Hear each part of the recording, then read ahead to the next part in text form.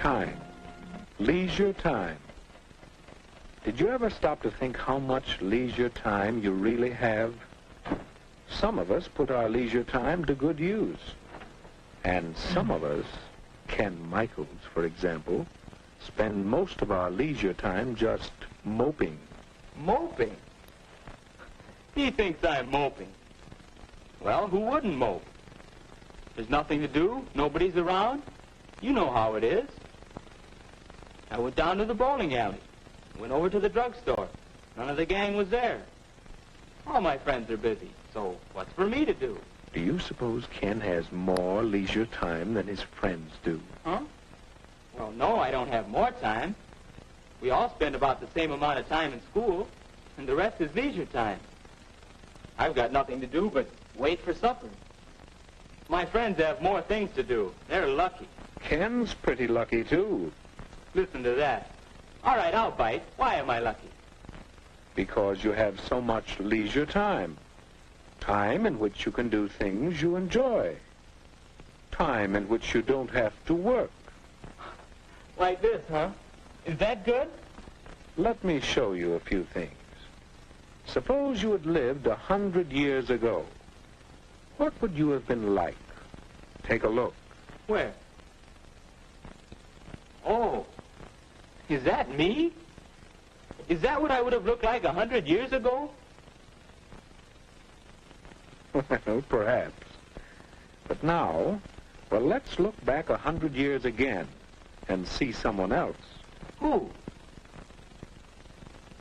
Hey, that's my dad. Young man, you get off that bed and get to work. After you clean out the stable, you can build some new steps for the back porch. While I work 72 hours a week, no son of mine is going to loaf. 72 hours? 12 hours a day, 6 days a week. Tomorrow morning, young man, you're going out to get a regular job. You can work too, and earn your keep. Not so good, Ken? Well, let's try another picture. Say about 50 years ago. Oh, hello, son. Well, say, I've got some new pictures for the stereoscope. We'll look at them tonight. Don't forget about your chores. Have them all done by the time I'm through work. And keep the wood box full. Boy, how long will you work, Dad? Why, 10 hours. 10 hours a day, every day except Sunday. 60 hours a week? Boy. Well, Ken, let's take a look at your father's time as it really is today. Hi, Dad. You sure don't work as long hours as they used to. That's right, Ken.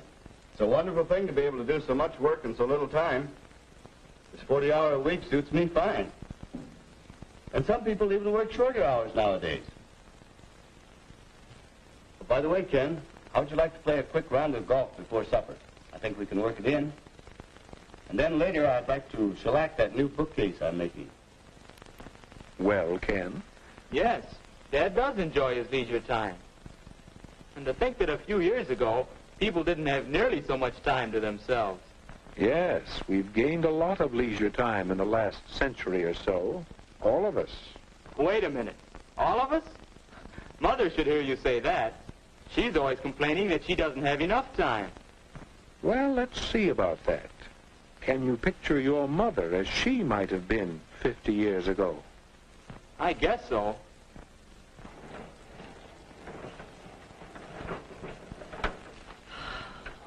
My, that's hard work.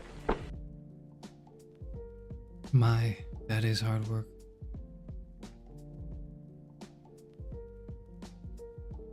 Wish I had more leisure time. There's never enough time. Never enough time for anything. Never enough time to schedule your times. Never enough time to live up to your subsequent scheduling. And to have to reschedule again. Excuse me. Never enough time. Hope everyone's doing well. Apologies for 2 delays. Record timing. It's not usually like this. I want to assure everyone who's not been used to this by now, don't get used to this. normally streams will start at their scheduled times. That's normally what happens. Curious on where this footage is from. Betting it's from a 50s PSA. You can look it up. It's I believe it's public domain. You can look up better use of leisure time, I think, or is it just leisure time? I forget what the title is. Which is weird because I see it like every other day, but trust me, I don't. It's like I feel like I remember everything about this PSA, but also nothing about it. I've never committed it to memory. I've never consciously looked at it and analyzed it beyond like the one time I watched it and I was like, perfect. That's the start screen. I didn't honestly. I already made that choice when I saw the title. When I saw that there was a title that was like better use of leisure time, I was like, there you go. That's my start screen, at least for the first year. Maybe I'll change it after a year, but for now, this is all I need. How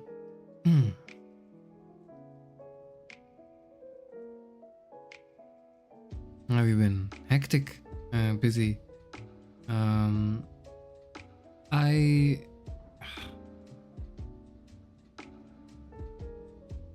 Yeah, hectic and busy. Things are fine. Generally upward trending direction. Could be worse, definitely. Could be worse.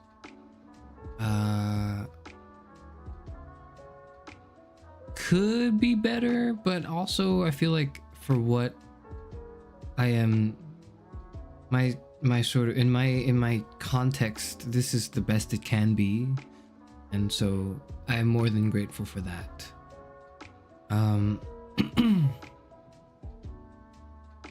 Quite nervous about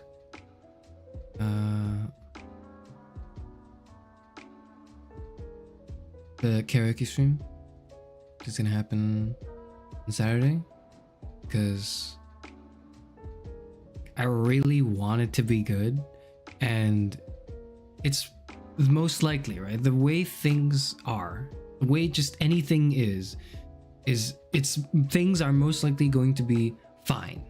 They're not going to be terrible, and they're not going to be excellent. They're just going to be fine. That's the way most things in the world are. They're fine. But the problem is I put expectations on myself where I'm like, it can't just be fine.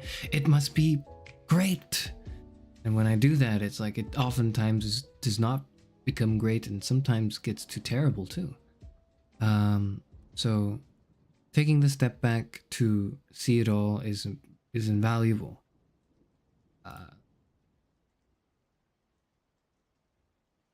Did you like the art? Zero asks, are you the one?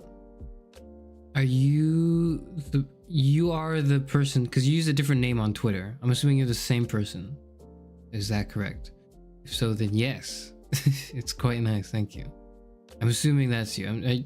You're the one with the with the Luigi profile picture. Okay. Because I don't know, you guys use different names in different platforms, which, you know, makes sense to me, but I also don't. I can't make that connection. Okay, that's you. All right. Okay.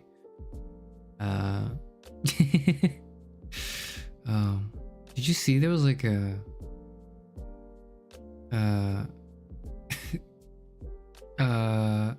there's like another, well, not mugshot, but there's another like photo of the guy, you know, the guy he's being tried, and he just looks like he's just, I don't know, it feels like whoever's taking his photos is doing a great job. Like, he looks so photogenic in his photos. Wish I could look that photogenic in my photos. Anyways, if you don't know exactly what I'm saying, it's okay, you don't have to know. But if you do know, then yeah, that's how I feel about it. It's like, this man looks, I don't know if he poses for the pictures. Like, does he get like does there coordination at all? Does the cameraman know, like, all right, I know what your good angle is, I'm gonna do it? Like, I don't know. It's just it's like he's mogging in every picture. Incredible. That's the word people use, right? That's what that means. Excuse me, that was my chair. The word, those are the words people use? Yeah.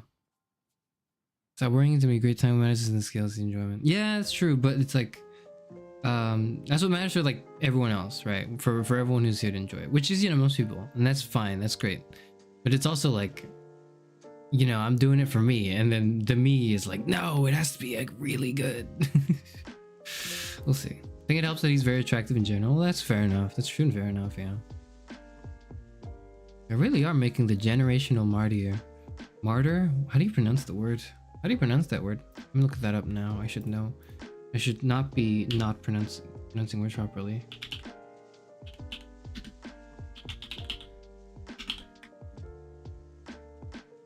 Martyr. Martyr, not martyr. I don't know why I thought to pronounce it as martyr.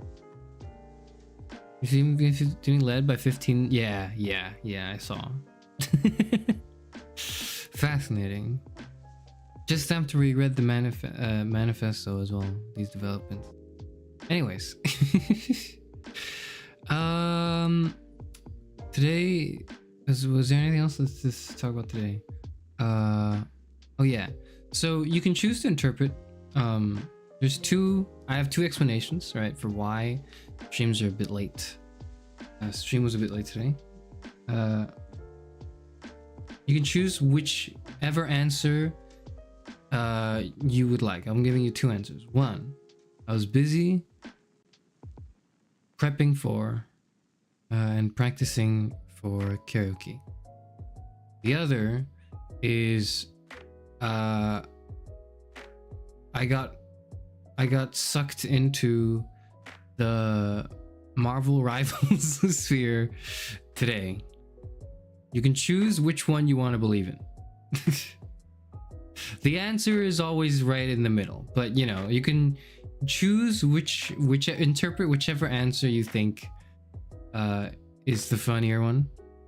That's the reason I would give. Reality is it's about in the middle.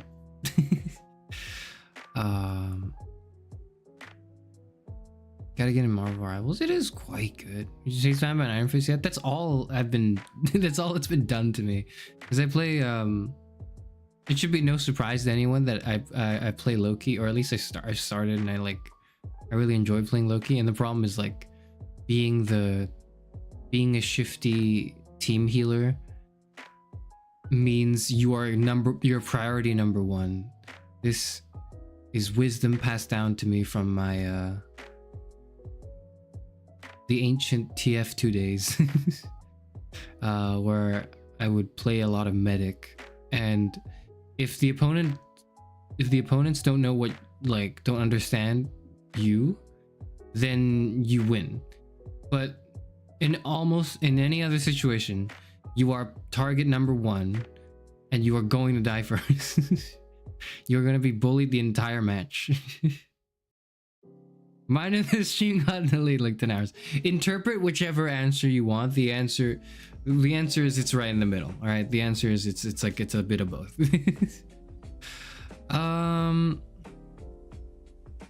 Anyways, that's the bit of me that's like, I'm gonna play a video game instead of doing anything productive.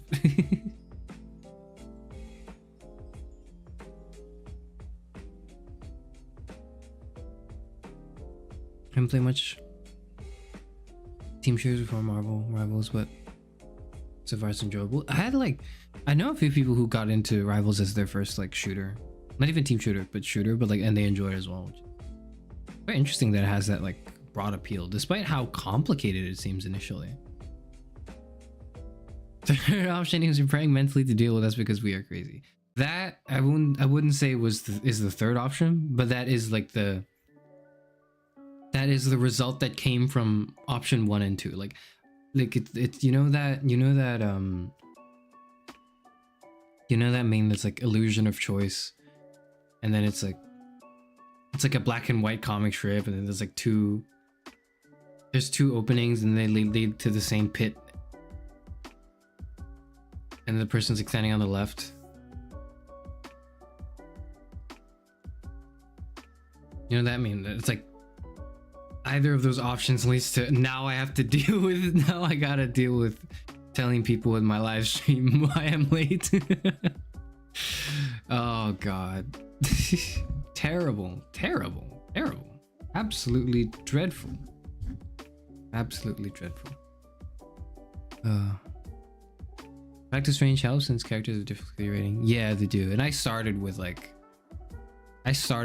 who's like one of the more difficult characters, who has like you have a teleport, you have clones, you have you have a long cooldown, team-wide heal and vuln window.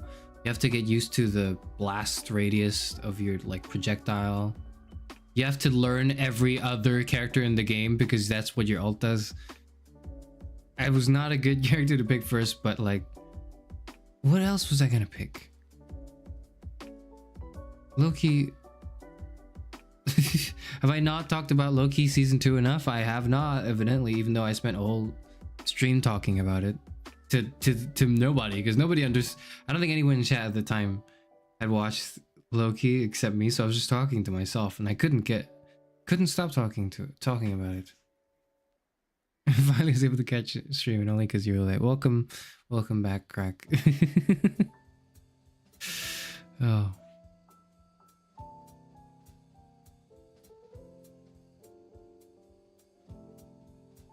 You believe in choice? Turn to page 23. If you don't, turn to page 23. Choose your own adventure books are magical. There's like an art, there's an art and there's a skill to them that I think if it's a bad choose your own adventure, you just go like, well, none of this means anything to me, I don't care. But if it's really good, like the experience is unparalleled. Or maybe I'm speaking as for some 50 something odd years ago when I was at a single digit age, and I really enjoyed those back then. They had them, but they were just very they had them in the library, that's what I'll say.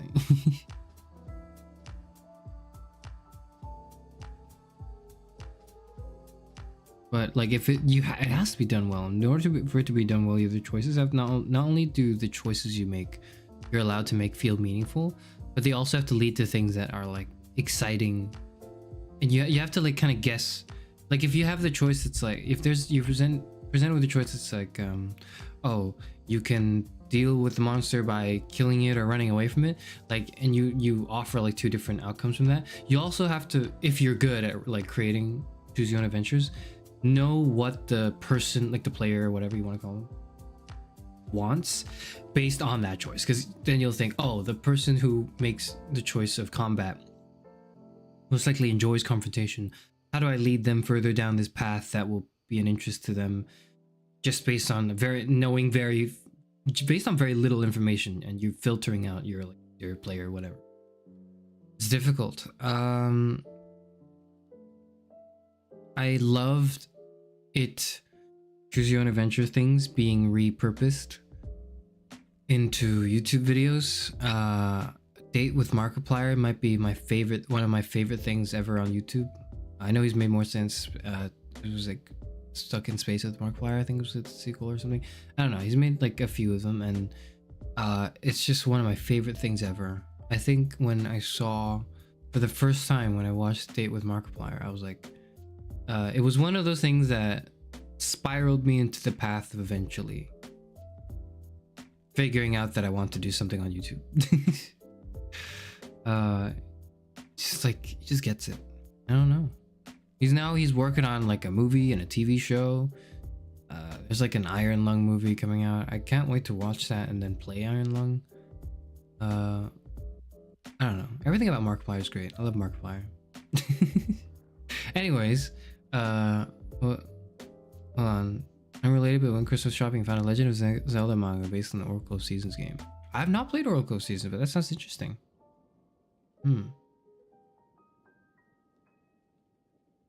We're reading about this Choose Your Own Adventure comic about Batman fighting the Riddler, which is cool. Batman Black and White. Ooh. Yu-Gi-Oh got released on Prime? Well, I see. I don't have... Wait, I think I do have Prime. Hold on. I was gonna say, yeah, I don't have Prime. That's actually one of the few things in my life I do have, I think.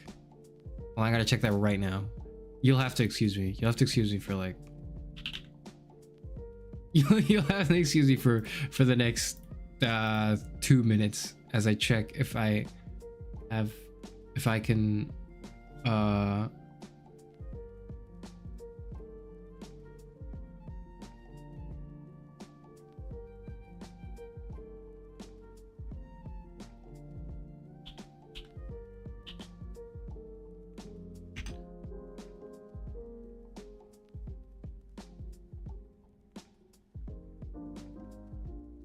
What's it called again? Shit. Markiplier Show Prime? What's the title? Shit. I just sleep?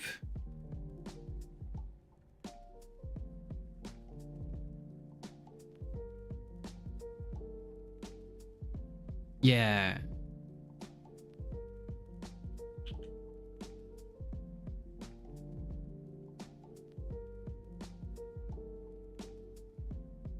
I can't find it. I thought I had Prime Video. No, I don't want to watch Beast Games. Fuck off. I want to watch Edge of Sleep.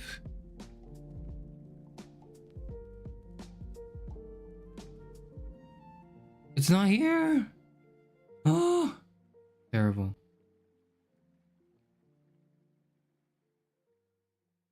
It's not. No. It's terrible. All they have is Beast Games. I don't want to watch Beast Games. Fuck off. It's not right at all. Dude, even the picture looks like a YouTube thumbnail. Oh goodness. That is dreadful.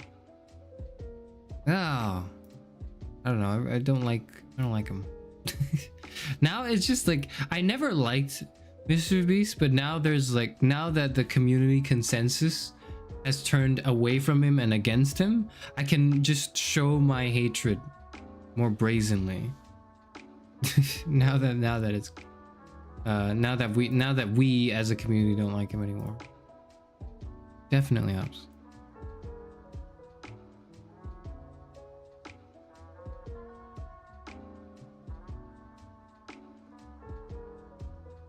Space One is a side plot about finding a paradise world you can't reach. Yeah, it was cool. I remember that.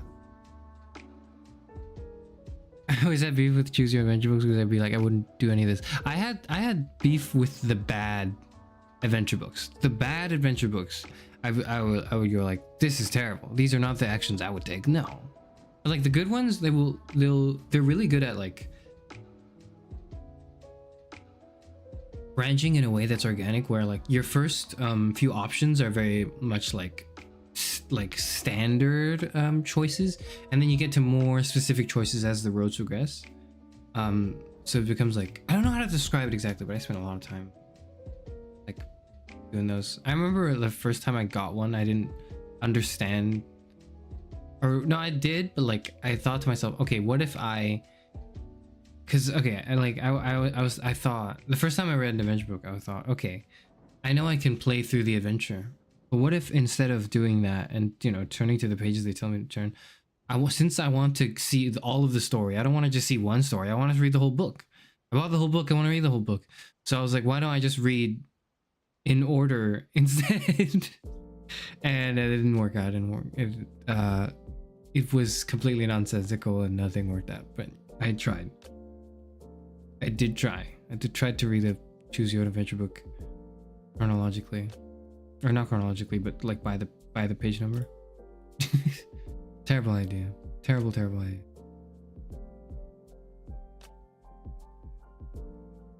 When you read Reader Fix on AO3, I've still not read anything on AO3. Not yet. I think a few months ago I decided, yeah, I can just use, instead of just doing this in my own free time, I can just make it a milestone on YouTube. That way I have an excuse to do it and people can look forward to it. Not yet at least. Part of the reason is because I'm intimidated by the bad fix, or the fix where I'm like, this is not it.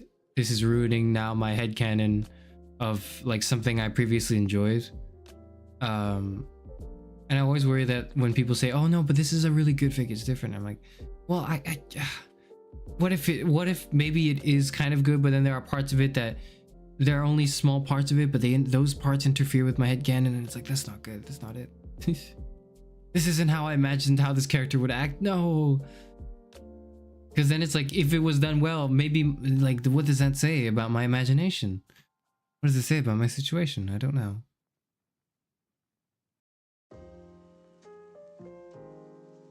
There's a One Direction fanfic that had a different ending depending on which One Direction member you wanted to end with. Interesting. Interesting.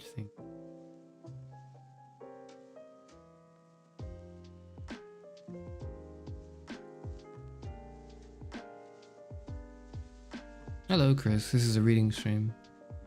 What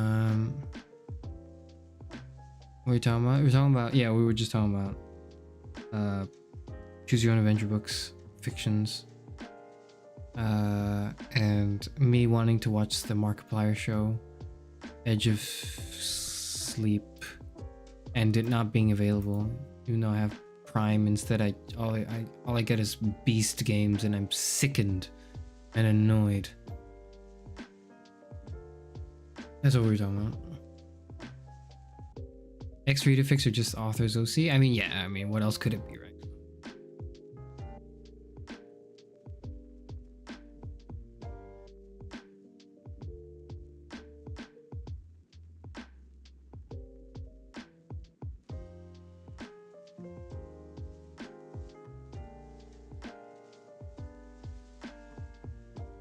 Goosebumps Choose Your Own Adventure.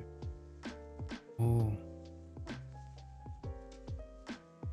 Are there regular ones or are there like Choose Your Own ones? I don't know. I never read them. It's gonna sound very strange. I didn't read the Goosebumps series because I didn't want Goosebumps. Because I saw like the covers for the Goosebumps books, and I was like, no. I was like, no. I want to go to sleep soundly at night. So no, thank you. I never read them. We just read. Do I just maybe that's for next horror month? I just read Goosebumps. God, are they still going on? I don't think they were. They are okay. Well, I doubt that they're scary in that sense, but I didn't enjoy the feeling of being unnerved. So when I got to choose what to read, I was like, I'm not reading this thing that makes me uncomfortable. I want to read things that make me feel good, like high fantasy fiction, so I can pretend like life isn't real and I get to live in the. Like, I get to astral project myself as Leo Valdez or something. I don't know. You know, like I only sought the comforts, the comforts.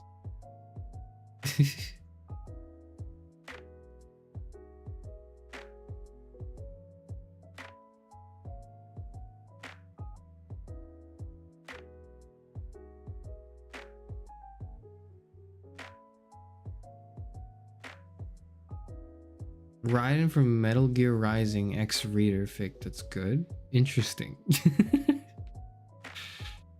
I cannot help but think of the Maxor version. Maxor video, but that's probably not what they...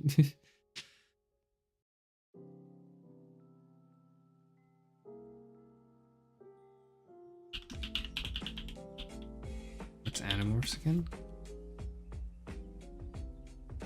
Oh yeah, I definitely didn't read this either. I definitely saw this and thought, no, not for me. Dude, the in-between ones are terrifying. Oh god, I just like I'm looking up the images again to refresh my memory, and I see the one that's like the cockroach. Ah, no.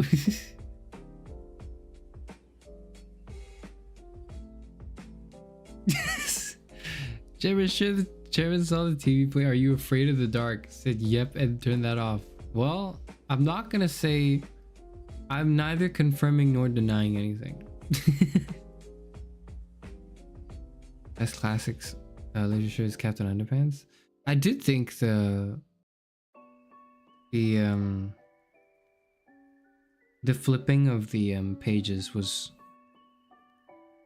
at first I was like, this is genius. This is like, I can't believe the author was clever enough to come up with this. And then everyone started like okay, I don't know what else the people around me, like in the allocated times for reading, the people would start like flipping them really quickly, and they would start like, and some of them were like borrowed from the library, and they would like accidentally tear off the pages, and I was a little annoyed by that.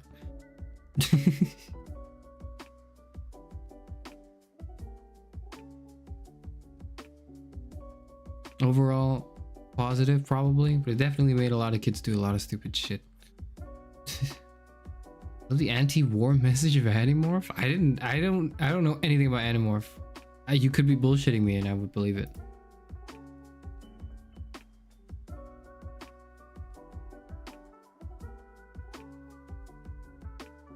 Catwoman has got you interested in making your own comic series called Raisin Point. Interesting. I remember making my own comics as well. They weren't very good. I made my own comics and then I like printed them and I gave them out to people. I remember charging them money too. I don't know why I did that, but it's not like I was gonna use the money for anything, but I just liked the idea of printing the comics and then charging me money, because I was like, well, you know, I'm not gonna give them out away for free. That's kind of weird to do with a comic. You have to sell it. I sold it for a very small amount of money, but I sold them and then people bought them. Yeah, they did. Yeah, because first it was my friends and then it was more about like people that didn't really know me but just wanted to see the comic anyways. I only did it once though, and then I stopped. I did like one comic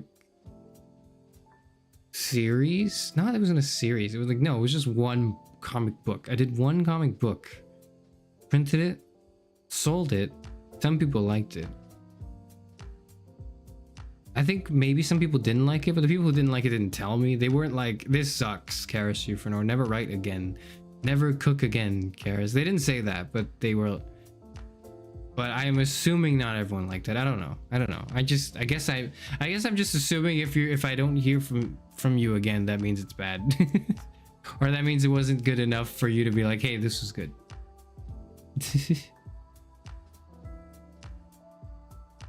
Does have an anti-war message. I mean, based? I don't know, it's kind of based. I never read anything Animorph.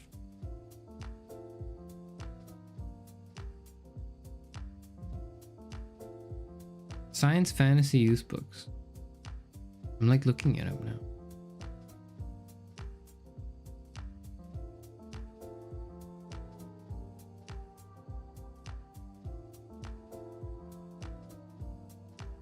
Five teenagers and an alien who obtain the ability to transform into any animal they touch. They battle a secret alien infiltration of Earth.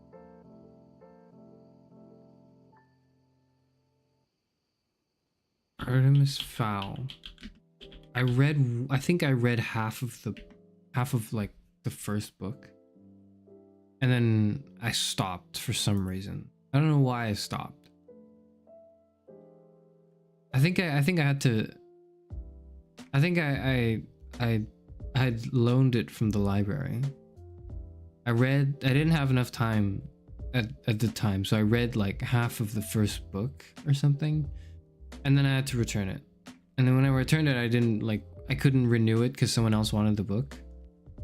They'd already said a while ago that they wanted it. So when I returned it, I couldn't get it back. So I just like never read another Artemis Fowl book again.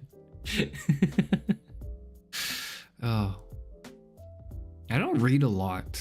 I hope it's not weird to say, the person who does reading streams, yeah, I don't read a lot. And that's one of the reasons I do reading streams actually, is because I don't feel like I read enough. I've never read enough. Never enough. Raisin Boy gets powered up by the sun and fight different monsters each week. Oh, interesting. Powered by the sun. Naomi was very proud. I mean, that's basically like part 1, 2 JoJo's. Right?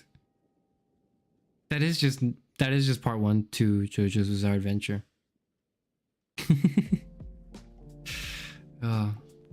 Okay, sorry. Without further delay, I do want to get into today's reading and hopefully end stream at a somewhat reasonable time.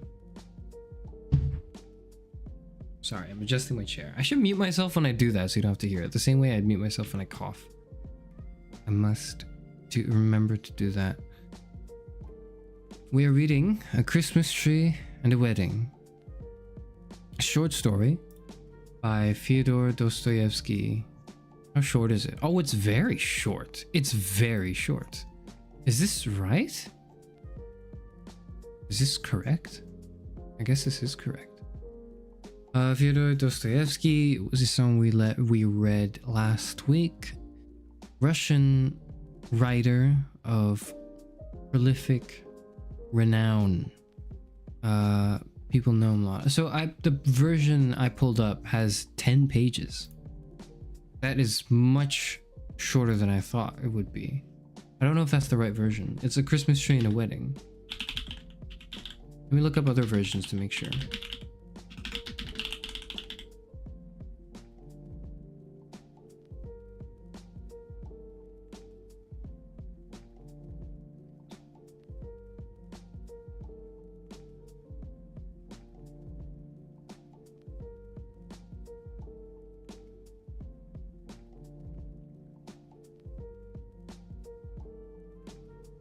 Yeah, this is that short, huh? Oh.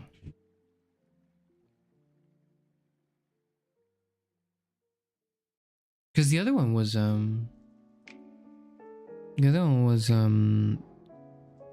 20, 30 pages or something like that. It took a little bit. It took like 2 hours to read through the last one. Gentle Creature. This one's a bit shorter. I was like, yeah, no, that one was like 30 something, 40 pages. It was like 10 pages. Huh. Gotta go, just came back to say hi. Well, appreciate coming to say hi. Hope you have a good rest of your day. Yes.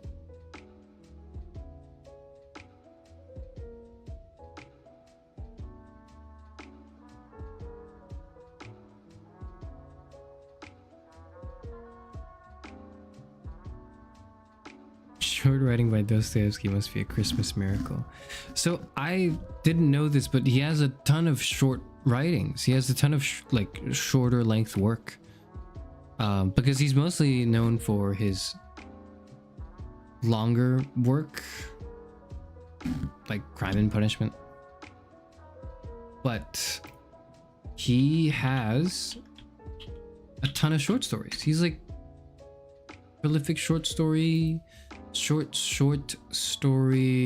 writer. What's the word? Short storyist. Because it's not a novella, it's like actually a short story. It's not a novella, it's a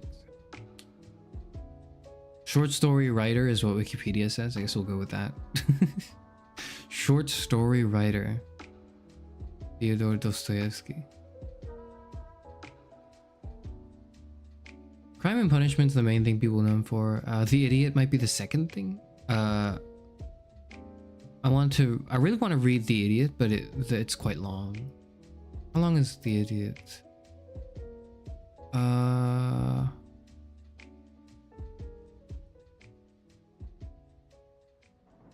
Doesn't say.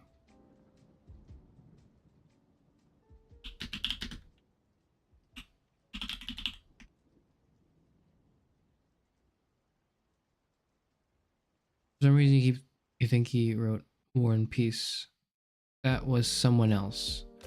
But the person who wrote it was also Russian. That's all I remember. Ah, interesting.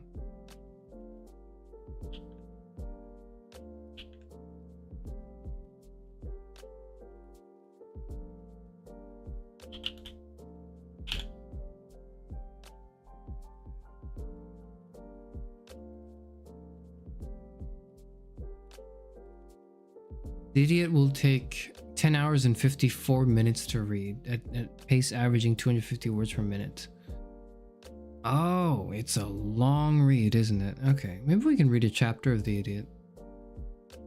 I don't know.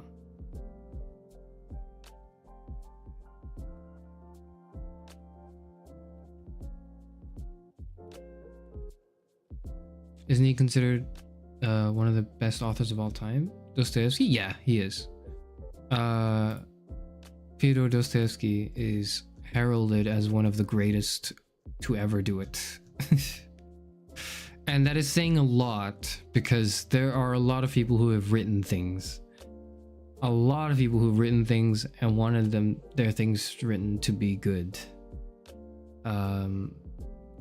And for this man from the 19th century to essentially claim that to claim, as I think I would imagine the kids call the GOAT status, I think deserves like a double, deserves more than a glance throughout history.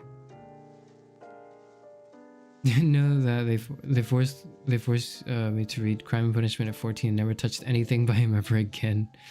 I understand the whole like school pushing kids into reading something, making the kid not want to read anything from that person ever again. I get that to some degree. There's a balance. I think there's a skill. I think like the choice of reading that curriculum offers the students should be somewhat flexible, but also not completely abandon the classics. The classics are important, but you also got to bear in mind like 14-year-old kid's gonna have a very short attention span. You gotta balance it out. Yeah, also I don't know if you should read Crime and Punishment when you're 14. Like that is a really dense, heavy piece of work, isn't it? I haven't read it yet. I have not read Crime and Punishment yet. I haven't read anything by Fyodor Dostoyevsky. I hope I'm pronouncing his name right because I say it a lot. I hope I have not read anything from Dostoyevsky. Like, and the first time I read something from him was like a week ago, and that was for Gentle Creature. Was it a week ago? Has it been a week? Hold on, let me check. I swear it's been longer. It feels long. The days feel long. The days feel long. It was a week ago. Gentle Creature was a week ago? God. Man, the days are piling up. I can't tell if it's like a short amount of time or a long amount of time. Time is passing at a pace in which I'm unfamiliar. Oof, goodness.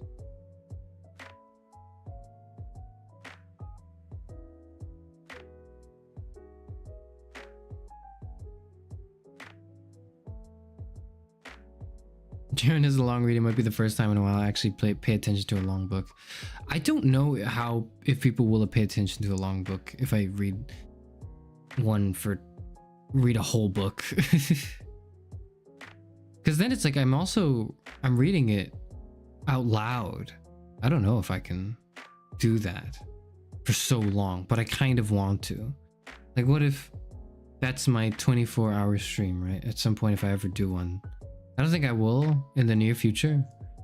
But if I do one at some point, maybe I could just read a book for half of the stream, but the other half is like, I don't know, I'll play a video game. I'll play an assortment of video games. We'll see.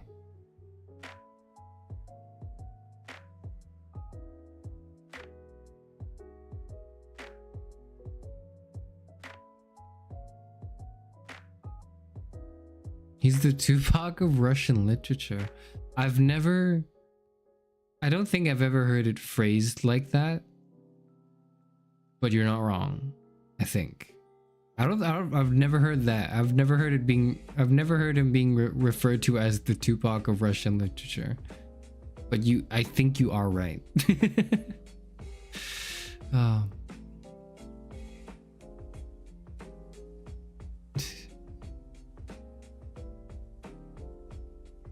Suffering from tummy ache and napping, so Mrs. Stardust stream. Don't worry.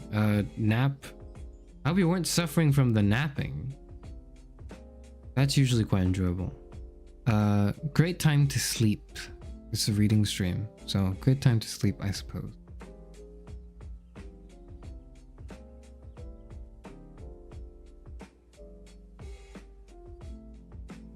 Cold weather makes days feel longer, probably, yeah. But then it's also like the other day I was in not the other day, like a few weeks ago, in one of my streams, I mentioned this, but some people are not experiencing cold weather right now. And by some people, I mean like, you know, approximately half the globe, at least. I don't know if that's like by population, but just by like area, right? Half the people in the world, are like they've got summer going on right now. Tummy ache was the suffering part, not the nap. Okay, that's good. And so it's weird that we're all celebrating like the cold season, and all the Christmas songs are about, oh, I love being around the fire. It keeps me warm at night. And then there's like half the world where that doesn't make any sense to. Like, who that doesn't make any sense to. Our stream is just Kara's beatboxing. Why did you say that? What? I can't beatbox for shit. I couldn't even imagine what that would be like. Beatboxing, rapping, and hip hop seminar. Okay, so something on my watch later list that I've yet to watch, but it's on my watch later list, is a lecture, a recorded lecture given by Lupe Fiasco on hip hop.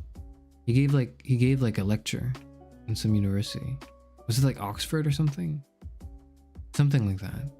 It was a prestigious university, and Lupe Fiasco was there giving a talk about hip hop. And that's on my watch later. I've yet to watch it, but I want to focus when I'm like listening / watching it. It seems very interesting. Next musical weather, it's right beside my fan because it's hot even though it's nighttime. Yeah, so there's like 2-3 people in chat at least that where it's like they wish they had like air conditioning on, but air conditioning is expensive because that life is expensive, like existence is expensive. Or you've got like a fan and it's just directly in your face, or it's like, you know, you're having it blow through your shirt, or blow like under your shirt so that you can, like, you know, stave off the heat. That's like half the people that exist. But then to most of the very westernized, Americanized media that one consumes, and I say one because I mean we, also mean me, I also mean you probably as well to some extent, like, has depicted it so that now it's like, you know, everything's wintry and there's snow everywhere and oh, Santa Claus. I don't know.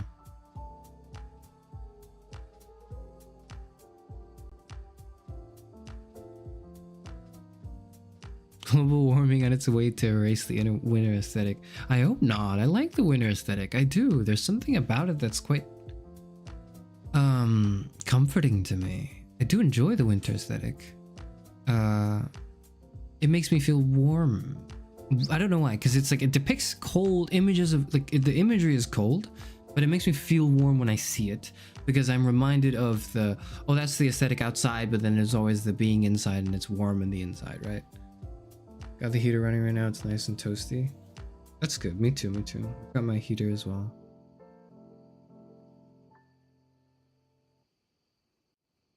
If it's not snowing in half the world, but it's still cold enough to want to get a sweater. Oh, it's the weather for sweater. It's the weather for sweater, isn't it?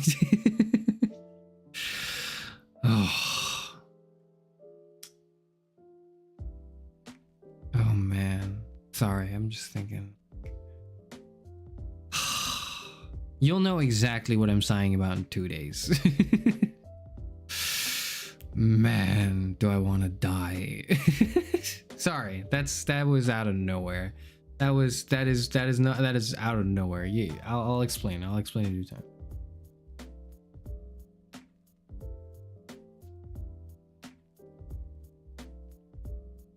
Cannot stop thinking about Santa in summer, huh? Yeah, I can't, because it's like he's in so much clothing.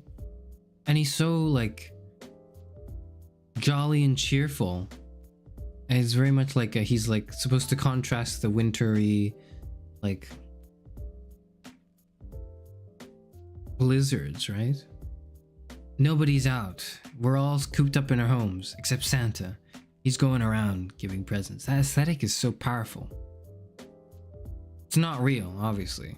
I was told very early on that it was Santa's not real because, like,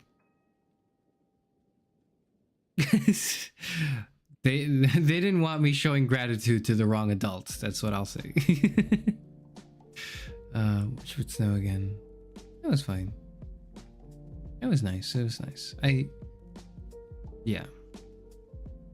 I don't think I don't know if I will. I don't know if I should say this. No, I shouldn't. That is a bit too much information. I wanted to say something, but it would kind of dox me. So I'm not going to say it. I will make up for that by saying something else. Let me think.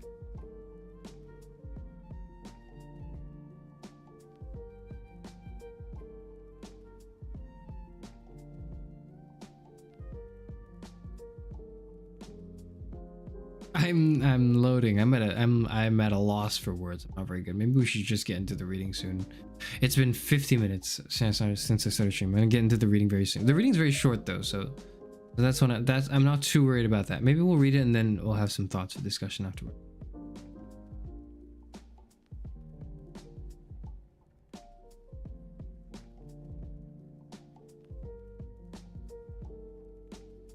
Jersey has a chance of snow on Saturday, so excited.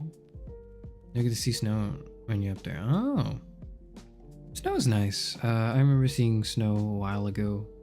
Not a while ago for the first time, and then thinking, oh, it's so cool. It's just like the movies. And then 15 minutes later, I was like, this sucks. It's like, it's wet, and then like you can't walk on the floor now. And then like what if I slip and like hit my back on something? It feels kind of gross actually now that I'm touching it. I don't really care about making snowballs, and I just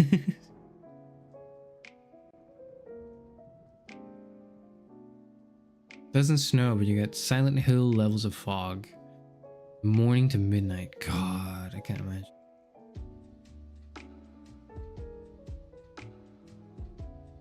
It snowed once in the past 100 years where you're from. Interesting.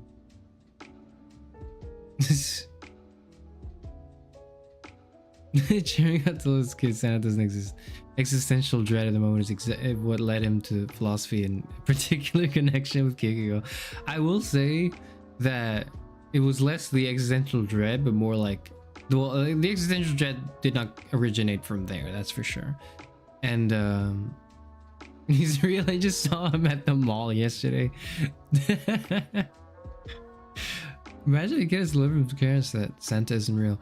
I hope you do. I hope people learn that Santa's not real. Here's what I hope. I hope you learn. I hope sooner or later kids learn that Santa isn't real, because Santa is ultimately, at least what he is now, right?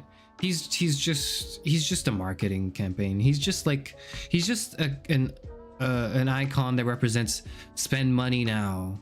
It's the winter season.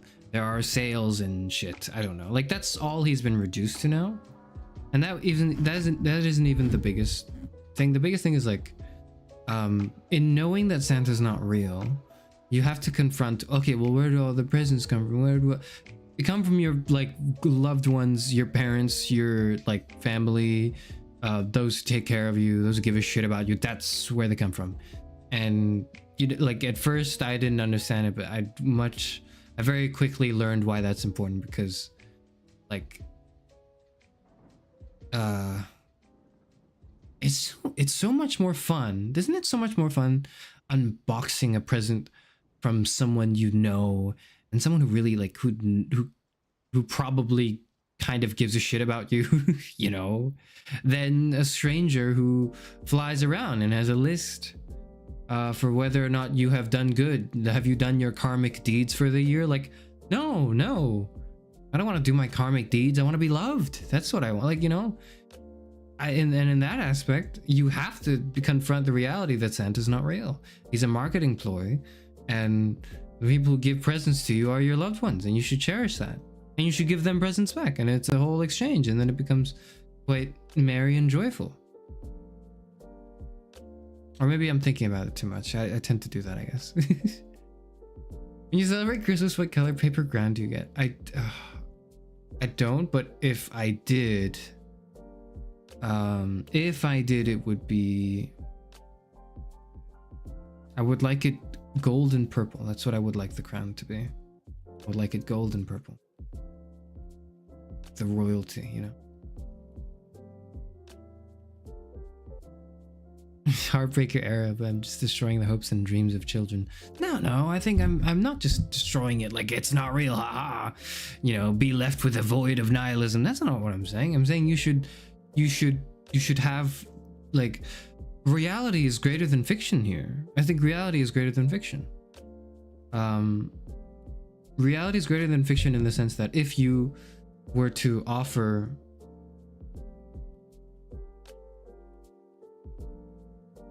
not offer, sorry, let me rephrase my sentence. Let me gather my sentence again. Reality is greater than fiction. Santa Claus is just not as interesting of a concept, even to a kid, I would imagine, as the people around you are giving you your presents and things, you know, and there's that something magical about that too. I don't know. Maybe that's just me though. Maybe that's just me. No, I do believe in jolly and whimsy. That's not what I'm saying. I'm just saying the jolly and whimsy is, you know, it comes from you. You're a philosopher. You're supposed to think about things too much. That's true. I guess it's on brand. You a Santa hater? I think now I am. Maybe not. Maybe I didn't used to be, but now I kind of am. I'm gonna trick my cousins into behaving and make a dozen cookies to eat while they sleep. Just tell them, you want presents? Put cookies on the goddamn table. It's an exchange of goods and services. Just tell them that. You can tell a different lie that still is a lie, that doesn't involve selling the... I don't think the Aldi sells that color paper crowns. Is it not? That's a shame.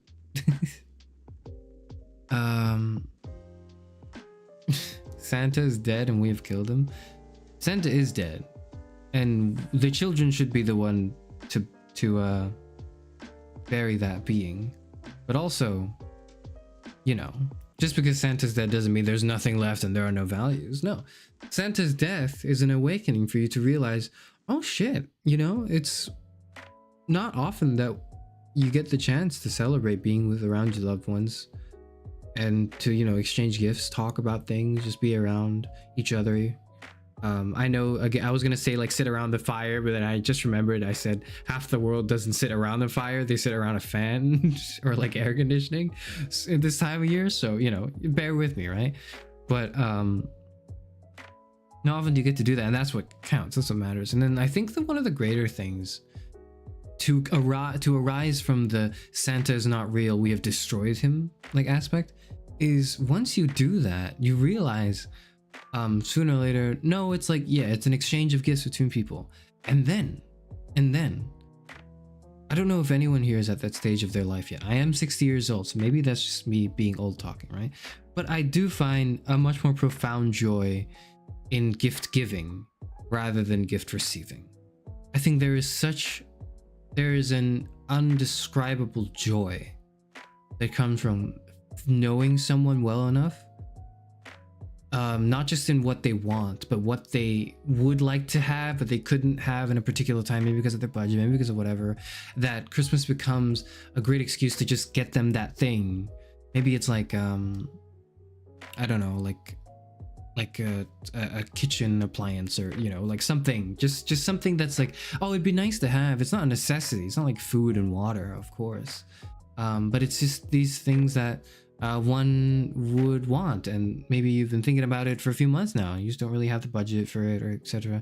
And then you see a friend who does that because it's like, and then you go like, I can get this person something, and like that otherwise they wouldn't get themselves, and you get them the gift and you do it, you know, you wrap it up. Maybe you don't wrap it up, you have the store clerk wrap it up.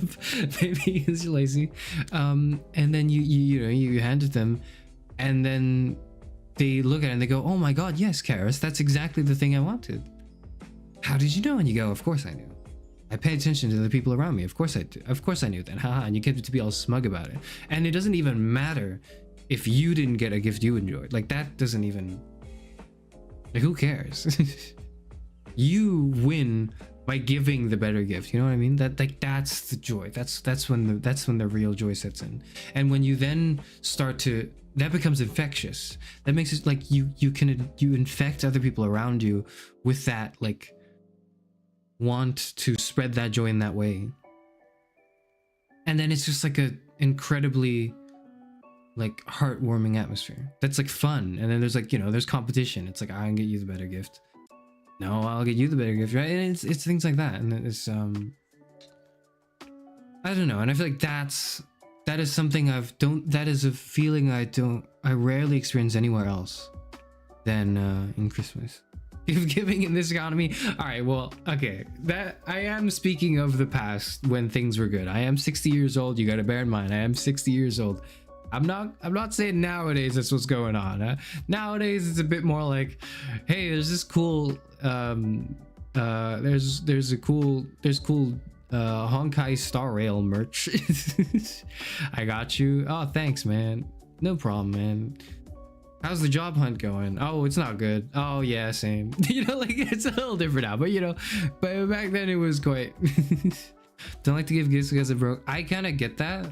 That's why I don't give gifts except for either birthdays or Christmas, and I don't give them every year. I give them when it's like I can afford it and there's a good reason to get it, which is not that often. So I'll give like a friend like a birthday gift, but it's not every birthday I give them a gift. Like I'll give them a gift maybe like every 3 or 4 birthdays. It's like a leap year gift. A gift from me is like a leap year thing.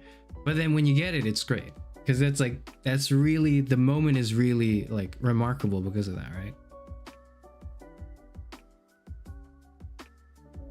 But yeah.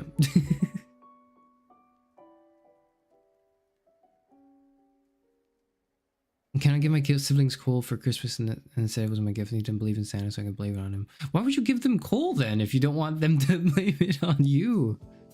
Don't give them coal. Don't give them anything at all out of something. I don't know. Give them socks. That might be worse. Give them socks.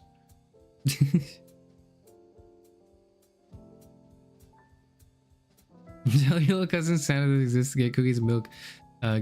Tell them giving gifts in exchange for snacks is a social contract and they should respect it. Exactly. Just respect the social contract, kids. The Gift of Magic by O. Henry. I've not read that. Let me look it up right now.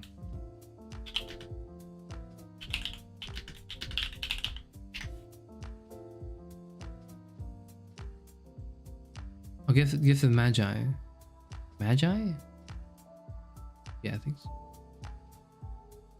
Pen name of William Sidney Porter. The story tells of a young husband and wife and how they deal with the challenge of buying secret Christmas presents for each other with very little money. No, I've not read this.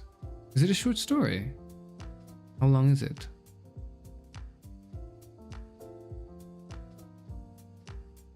It seems like it seems like a story I would enjoy.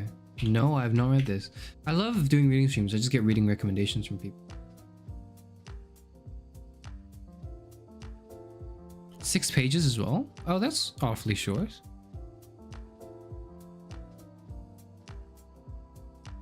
I could just read that now. Wait, I could just read that now. Maybe if you didn't buy gifts at Louis Vuitton, they wouldn't have to be. I don't buy gifts from Louis Vuitton. That was a one-time thing. I do not go there frequently. I do not frequent Louis Vuitton. I went there once, and the memory was seared into my brain because of how much social anxiety it drove in me. I've never been since. If you're this crazy, you might be more broke. Okay, usually the case is it's not because it broke. It's more because like most of my friends and like people around me they have what they need, and if they want something, they've already gotten it. There's rarely a chance where like you can get the perfect gift, because the perfect gift is like you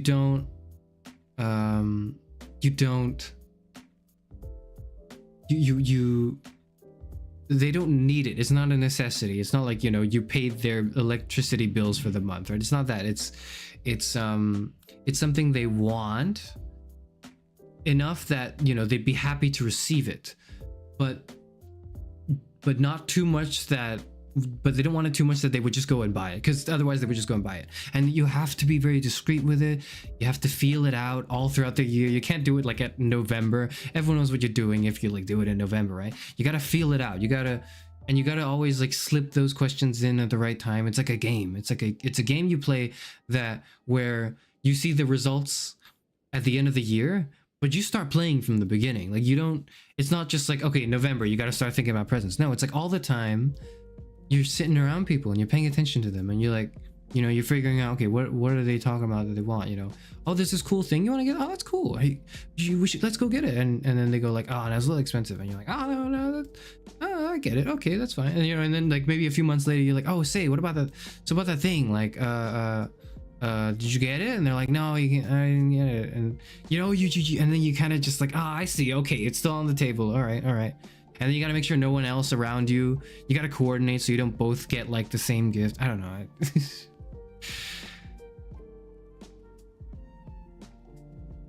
Christmas is the only day I share my cigarettes with people. Oh. It's been an hour and you haven't even opened the reading material on the title. Oh god, it has. I'm so sorry. It's okay. The reading material will be quick.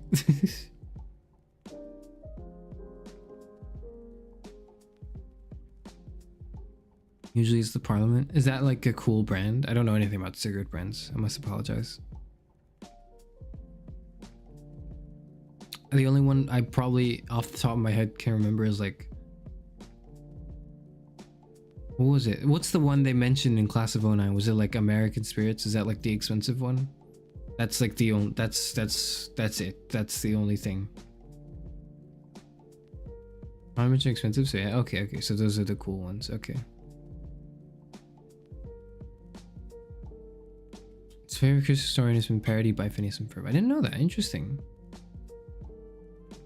Okay. We're reading now. We're gonna get into the reading now. Dostoyevsky, Christmas Tree and a Wedding. I don't know what the vibe is, except that it is very short, and it is by Dostoyevsky. And Dostoyevsky's things tend to be depressing. But since it's so short, maybe we can also just read Gift of the Magi as well, because that's been brought to my attention just now, and it seems also very short. Very, very short, but also like could be a fun story to go through. Let's read. Okay. We just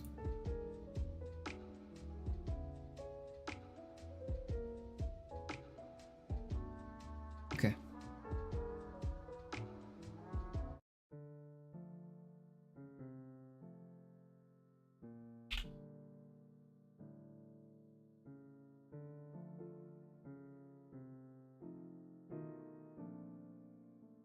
Okay. I mentioned Newports and Camel Crush in '09 as well, which are also popular brands. Okay. Yeah, sometimes they mention things and I just don't understand it, and I find out, oh, it's like a drug thing, or like, oh, it's like a cigarette thing. Oh, I see. That's what the kids are up to.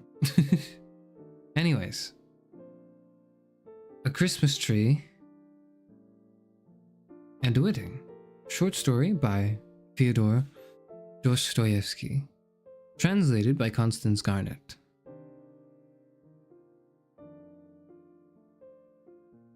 Yeah, I don't know what the other information is. I just found this version online and it's in the description. So if you want to read along, you can find the link in the description to this PDF.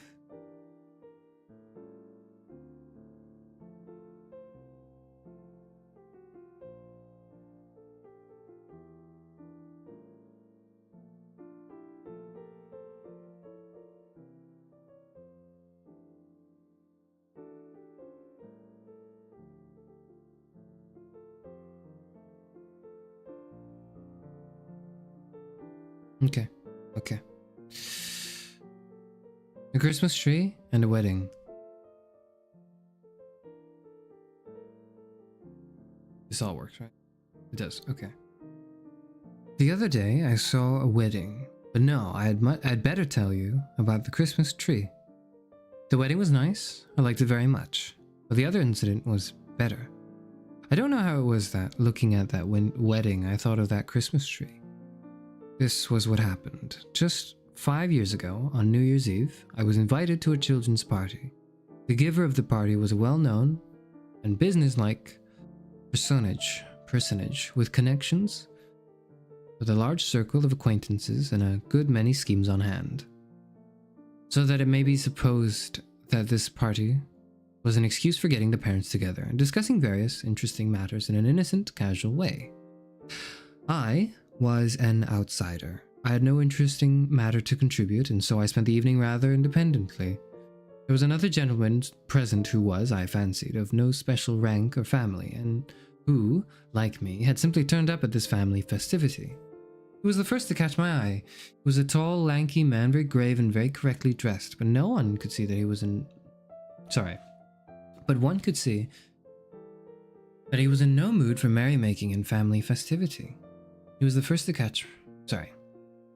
Whenever he withdrew into a corner, he left off smiling and knitted his bushy black brows.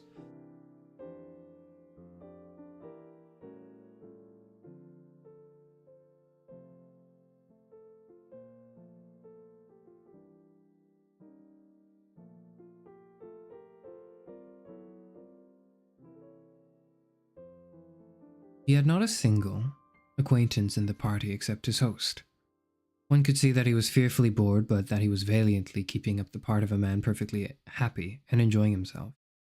I learned afterwards that this was a gentleman from the provinces, who had a critical and a perplexing piece of business in Petersburg, who had brought a letter of introduction to our host, for whom our host was by no means con amour, using his interest, and whom he had invited out of civility to his children's party.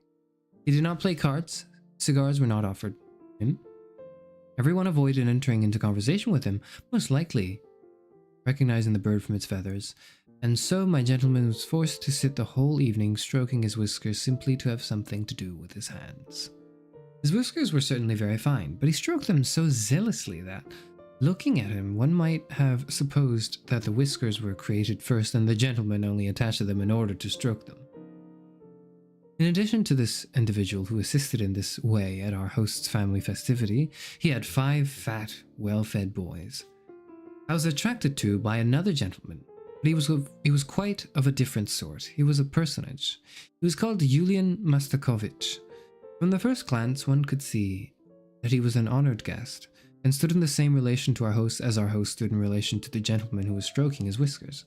Our host and hostess said no end of polite things to him, waited on him hand and foot, pressed him to drink, flattered him, brought their visitors up to be introduced to him, but did not take him to be introduced to anyone else. I noticed that tears glistened in our host's eyes when he remarked about the party that he had rarely spent an evening so agreeably.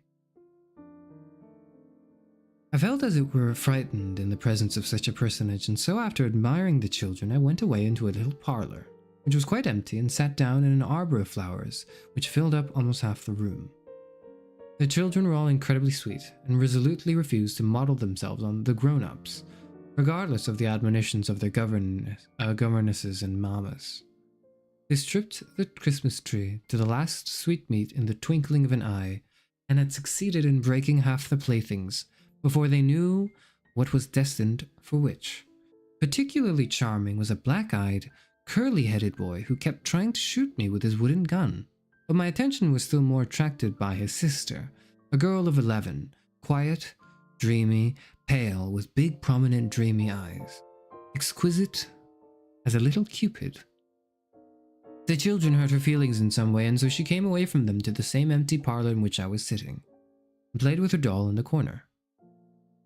The visitors respectfully pointed out her father, a wealthy contractor, and someone whispered that 300,000 rubles were already set aside for her dowry. 300,000, that's a lot. I turned round to glance at the group, who were interested in such a circumstance, and my eye fell on Yulian Mastakovich, who, with his hands behind his back and his head on one side, was listening with the greatest attention to these gentlemen's idle gossip. Afterwards, I could not help admiring the discrimination of the host and hostess in the distribution of the children's presents. The little girl, who had already a portion of 300,000 rubles, received the costliest doll. Then followed presents diminishing in value in accordance with the rank of the parents of these happy children. Finally, the child of the lowest degree, a thin, freckled, red-haired little boy of 10, got nothing but a book of stories about the marvels of nature and tears of devotion, etc., without pictures or even woodcuts. He was the son of a poor widow, the governess of the children of the house, an oppressed and scared little boy. He was dressed in a short jacket of inferior nankin, After receiving his book, he walked around the other toys for a long time. He longed to play with the other children, but did not dare. It was evident that he already felt and understood his position. I love watching children. Their first independent approaches to life are extremely interesting. I noticed that the red-haired boy was so fascinated by the costly toys of the elder children, especially by a theater in which he certainly longed to take some part, that he made up his mind to sacrifice his dignity.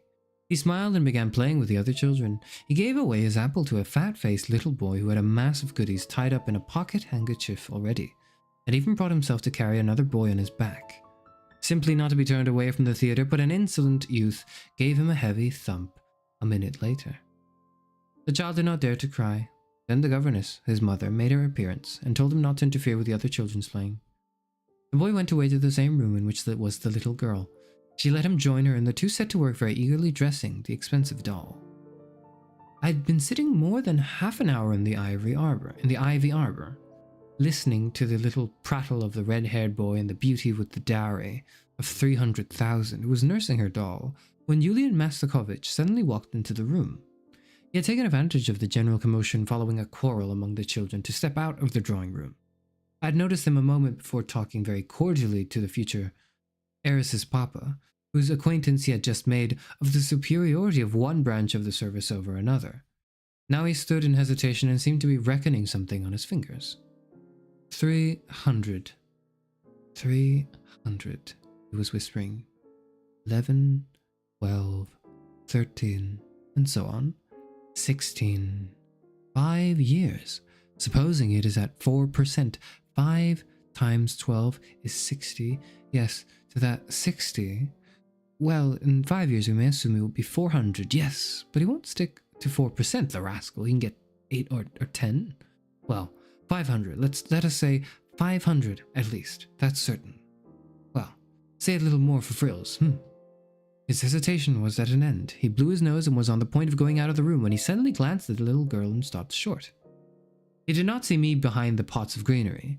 It seemed to me that he was greatly excited. Either his calculations had affected his imagination or something else, for he rubbed his hands and could hardly stand still. This excitement reached its utmost limit when he stopped and bent another resolute glance at the future heiress. He was about to move forward, but first looked around, then moving on tiptoe as though he felt guilty, he advanced towards the children. He approached with a little smile, bent down, and kissed her on the head. The child, not expecting this attack, uttered a cry of alarm. "What are you doing here, sweet child?" he asked in a whisper. Looking round and patting the girl's cheek. "We are playing." "Ah, with him?"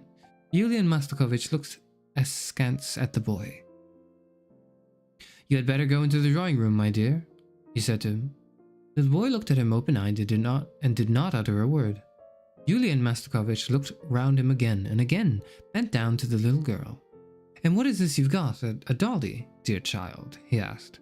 "Yes, a dolly," answered the child, frowning and a little shy. "A dolly, and do you know, dear child, what your dolly is made of?"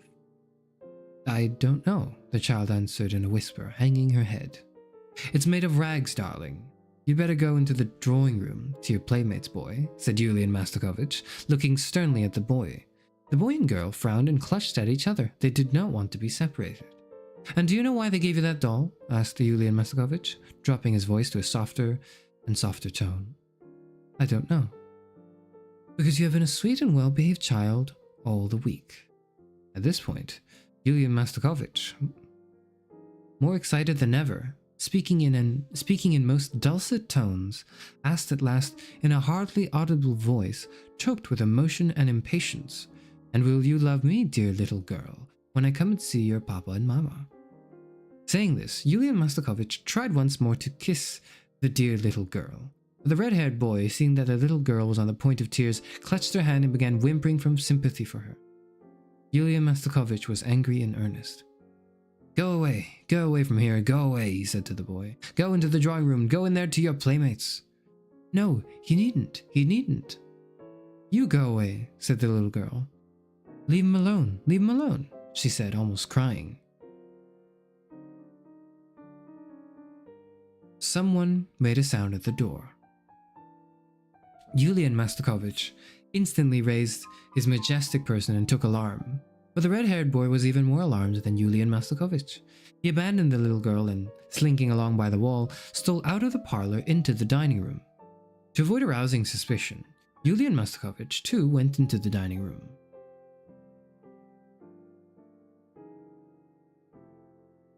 He was as red as a lobster, and glancing into the looking-glass seemed to be ashamed at himself. He was perhaps vexed with himself for his impetuosity and hastiness. Possibly he was at first so much impressed by his calculations, so inspired and fascinated by them, that in spite of his seriousness and dignity, he made up his mind to behave like a boy.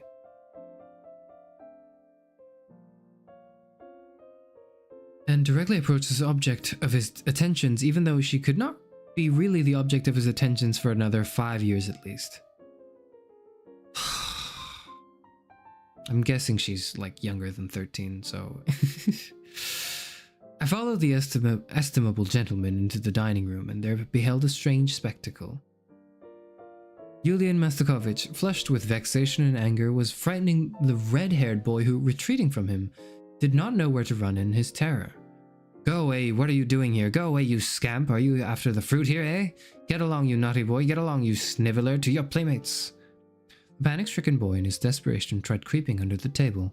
Then his persecutor, in a fury, took out his large batiste handkerchief and began flicking it under the table at the child, who kept perfectly quiet. It must be observed that Yulian Mastakovich was a little inclined to be fat. He was a sleek, red-faced, solidly built man, paunchy with thick legs, what is called a fine figure of a man, round as a nut. He was perspiring, breathless, and fearfully flushed. At last he was almost rigid, so great was his indignation and perhaps, who knows, his jealousy.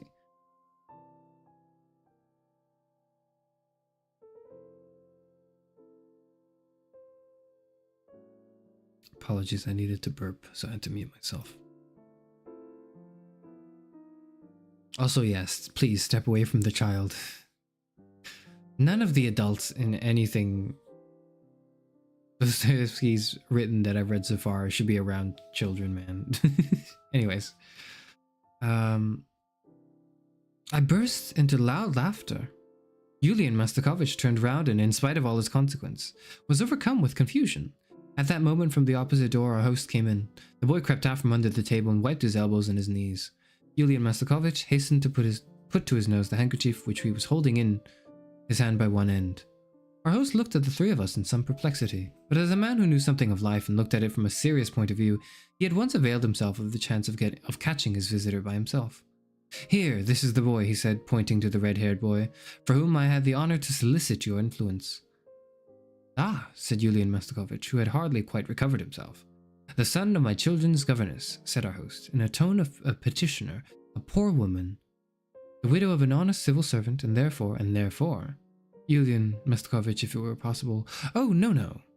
Yulian Mastakovich made haste to answer. "No, excuse me, Philip Alexievich, it's quite impossible. I've made inquiries. There's no vacancy, and if there were, there are 20 applicants who have had far more claim than he. I'm very sorry, very sorry." "What a pity," said our host. "He's a quiet, well-behaved boy." "A great rascal, as I noticed," answered Yulian Mastakovich, with a nervous twist of his lip. "Get along, boy, why are you standing there? Go to your playmates," he said, addressing the child. At that point he could not contain himself and glanced at me out of one eye. I too could not contain myself and laughed straight in his face. Yulian Mastakovich turned away at once and, in a voice calculated to reach my ear, asked who was that strange young man. They whispered together and walked out of the room. I saw Yulian Mastakovich afterwards shaking his head incredulously as our host talked to him. After laughing to my heart's content, I returned to the drawing room. There the great man, surrounded by fathers and mothers of families, including the host and hostess, was saying something very warmly to a lady to whom he had just been introduced. The lady was holding by the hand the little girl with whom Yulian Mastakovich had had the scene in the parlor a little while before. Now, he was launching into praises and raptures over the beauty, the talents, the grace, and the charming manners of the charming child. He was unmistakably making up to the mama. The mother listened to him almost with tears of delight. The father's lips were smiling. Our host was delighted at the general satisfaction. All the guests, in fact, were sympathetically gratified. Even the children's games were checked that they might not hinder the conversation. The whole atmosphere was saturated with reverence. I heard afterwards the mama of the interesting child, deeply touched, beg Yulian Mastakovich, in carefully chosen phrases, to do her the special honor of bestowing upon them the precious gift of his acquaintance. And heard with what unaffected delight Yulian Mastakovich accepted the invitation, and how afterwards the guests, dispersing in different directions, moving away with the greatest propriety, poured out to one another the most touchingly flattering comments upon the contractor, his wife, his little girl, and above all, upon Yulian Mastakovich. "Is that gentleman married?" I asked, almost aloud, of one of my acquaintances who was standing nearest to Yulian Mastakovich. Yulian Mastakovich flung a searching and vindictive glance at me. "No," answered my acquaintance, chagrined to the bottom of his heart by the awkwardness of which I had intentionally been guilty. I passed lately by a certain church. I was struck by the crowd of people in carriages. I heard people talking of the wedding. It was a cloudy day. It was beginning to sleet. I made my way through the crowd at the door and saw the bridegroom. He was a sleek, well-fed, round, pouchy man, very gorgeously dressed up. He was running fussily about, giving orders. At last the news passed through the crowd that the bride was coming. I squeezed my way through the crowd and saw a marvelous beauty, who could scarcely have reached her first season. But the beauty was pale and melancholy. She looked preoccupied. I even fancied that her eyes were red with recent weeping. The classic severity of every feature of her face gave a certain dignity and seriousness to her beauty. But through that sternness and dignity, through that melancholy, could be seen the look of childish innocence, something indescribably naive, fluid, youthful, which seemed mutely begging for mercy. People were saying that she was only just 16. Glancing attentively at the bridegroom, I suddenly recognized him as Yulian Mastakovich, whom I had not seen for 5 years. I looked at her. My God. I began to squeeze my way as quickly as I could out of the church. I heard people saying in the crowd that the bride was an heiress, that she had a dowry of 500,000, a trousseau worth ever so much. It was a good stroke of business, though, I thought, as I made my way into the street.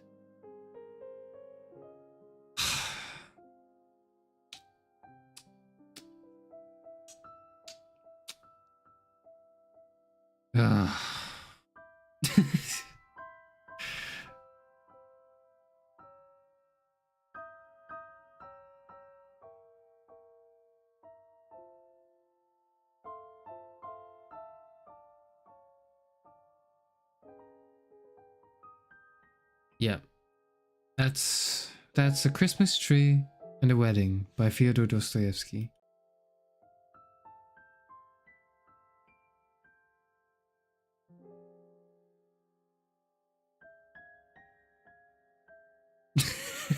Electric chair. Oh, yeah. These adults are just the worst. Yeah, they are.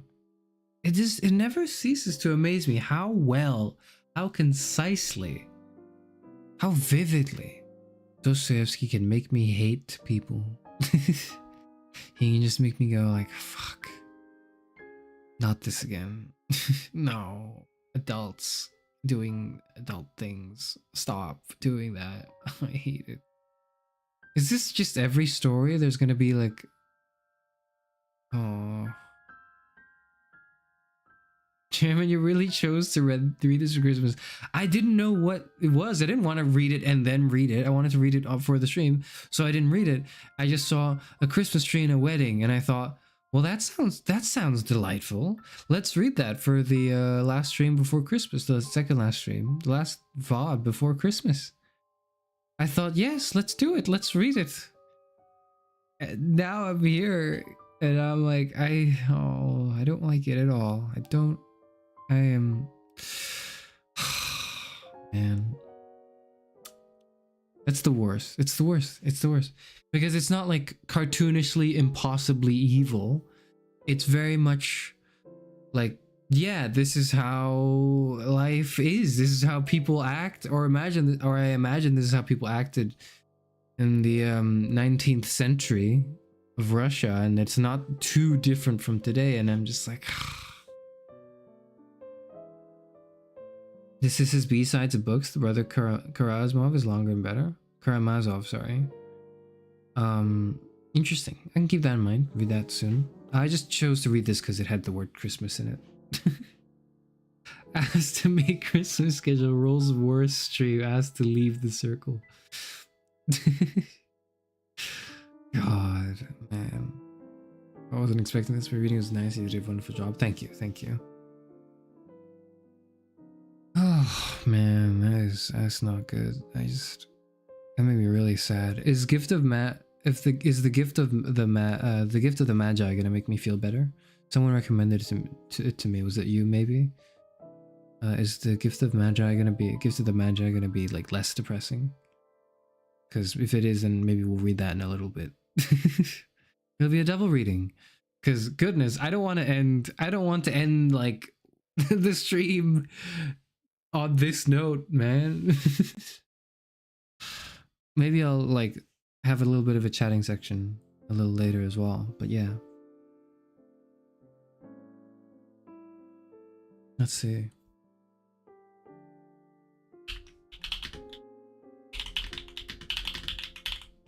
But you don't see me when I'm Googling, right? Okay, you don't.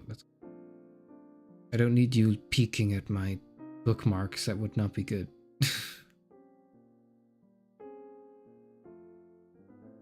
It'll make you feel kind of better? Okay.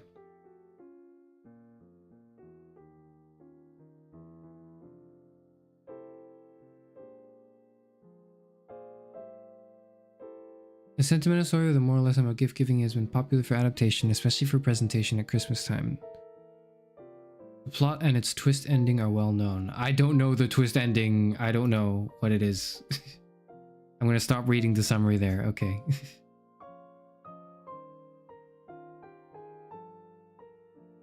Got a love literature made by depressed Russian men. I mean, he's definitely got like a magic touch of depression, because this isn't just any ordinary depression. This is like the kind of stuff that really just, it's not like world ending, and it's not mega complex, at least like not the works we've read so far has to, but it really just leaves a lasting impression on your soul.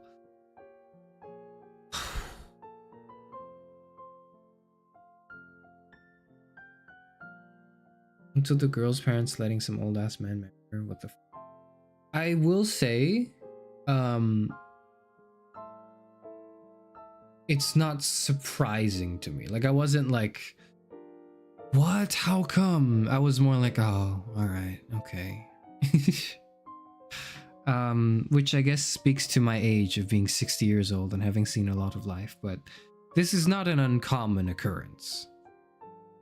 It's part of why I feel awful. I feel even more awful than if this was like a rare, super dramatic tragedy. Because this shit just this just happens.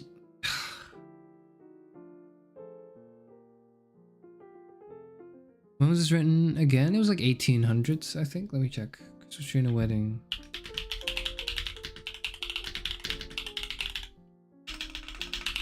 My keyboard still isn't fixed. My PC isn't fixed. Fucking nothing is fixed. It's all falling apart. Sorry, I'm just... my thoughts are tangling together.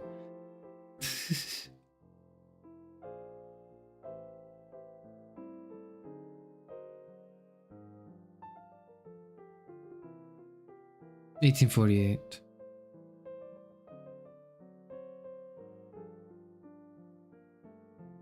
Macario. That's a Mexican interpretation of a Christmas story. Interesting. Interesting. I do think I will only read one more for the stream, and then we'll go back to chatting, I think. And I do actually kind of like the gift of the Magi. So that is what we will read right now, actually, because it's also very short. Jordan isn't as depressing. We'll see. I think 2 stories should be good. Maybe we can do the collection of Christmas stories next time. Maybe, well, I say next time. It's like...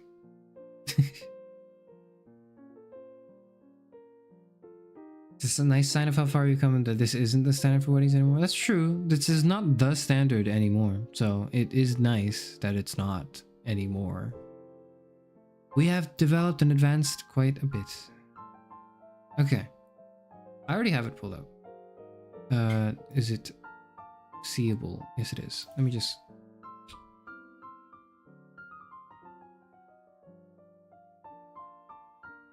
Okay, let's read something hopefully a bit less frightening and hopefully involving a bit less, I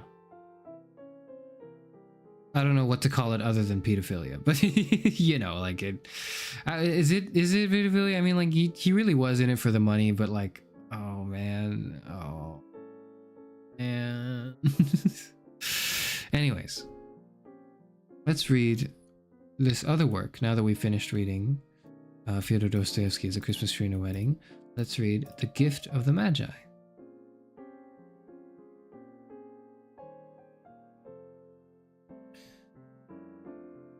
$1.87.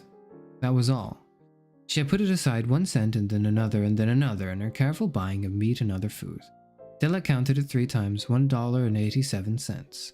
The next day would be Christmas. There was nothing to do but fall on the bed and cry. So Della did it, while the lady of the home is slowly growing quieter. We can look at the home. Furnished rooms at a cost of $8 a week. There's little more to say about it. In the hall below was a letterbox, too small to hold a letter. There was an electric bell, but it could not make a sound. Also, there was a name besides the door, Mr. James Dillingham Young.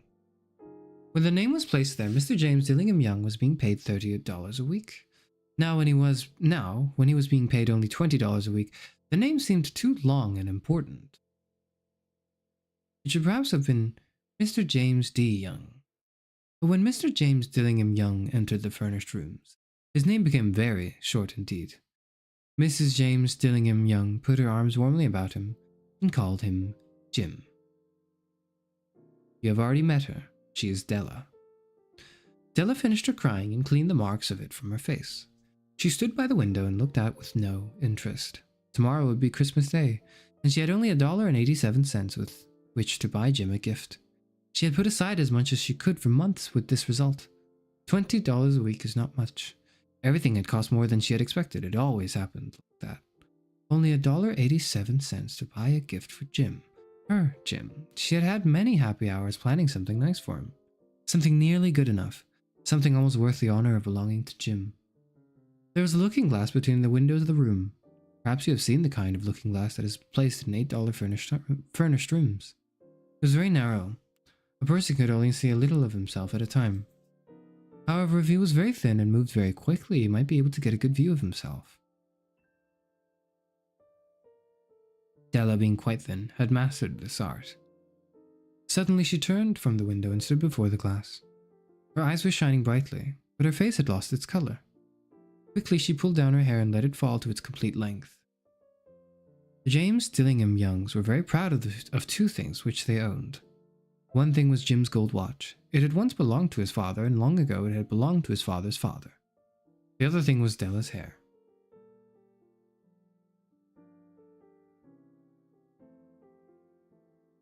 If a queen had lived in the rooms near theirs, Della would have washed and dried her hair where the queen could see it. Della knew her hair was more beautiful than any queen's jewels and gifts. If a king had lived in the same house with all his riches, Jim would have looked at his watch every time they met. Jim knew that no king had anything so valuable. So now Della's beautiful hair fell about her, shining like a falling stream of brown water. It reached below her knee. It almost made itself into a dress for her. And then she put it up on her head again, nervously and quickly. Once she stopped for a moment and stood still while a tear or 2 ran down her face. She put on her old brown coat. She put on her old brown hat. With a bright light still in her eyes, she moved quickly out the door and down to the street. Where she stopped, the sign said, Mrs. Sofronie, hair articles of all kinds. Up to the 2nd floor Della ran and stopped to get her breath. Mrs. Sofronie, large, too white, cold-eyed, looked at her. Will you buy my hair? Asked Della. I buy hair, said Mrs. Sofronie. Take your hat off and let me look at it. Down fell the brown waterfall. $20, said Mrs. Sofronie, lifting the hair to feel its weight. Give it to me quick, said Della. Oh, and the next two hours seemed to fly. She was going from one shop to another to find a gift for Jim. She found it at last. It surely had been made for Jim and no one else. There was no other like it in any one of the shops. And she had looked in every shop in the city.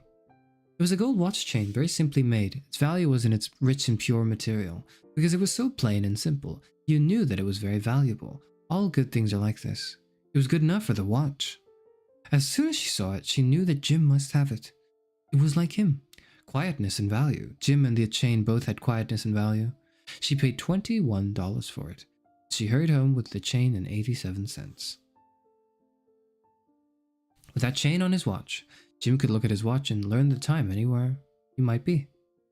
Though the watch was so fine, it never had a fine chain. He sometimes took it out and looked at it only when no one could see him do it. When Della arrived home, her mind quieted a little. She began to think more reasonably. She started to try to cover the sad marks of what she had done.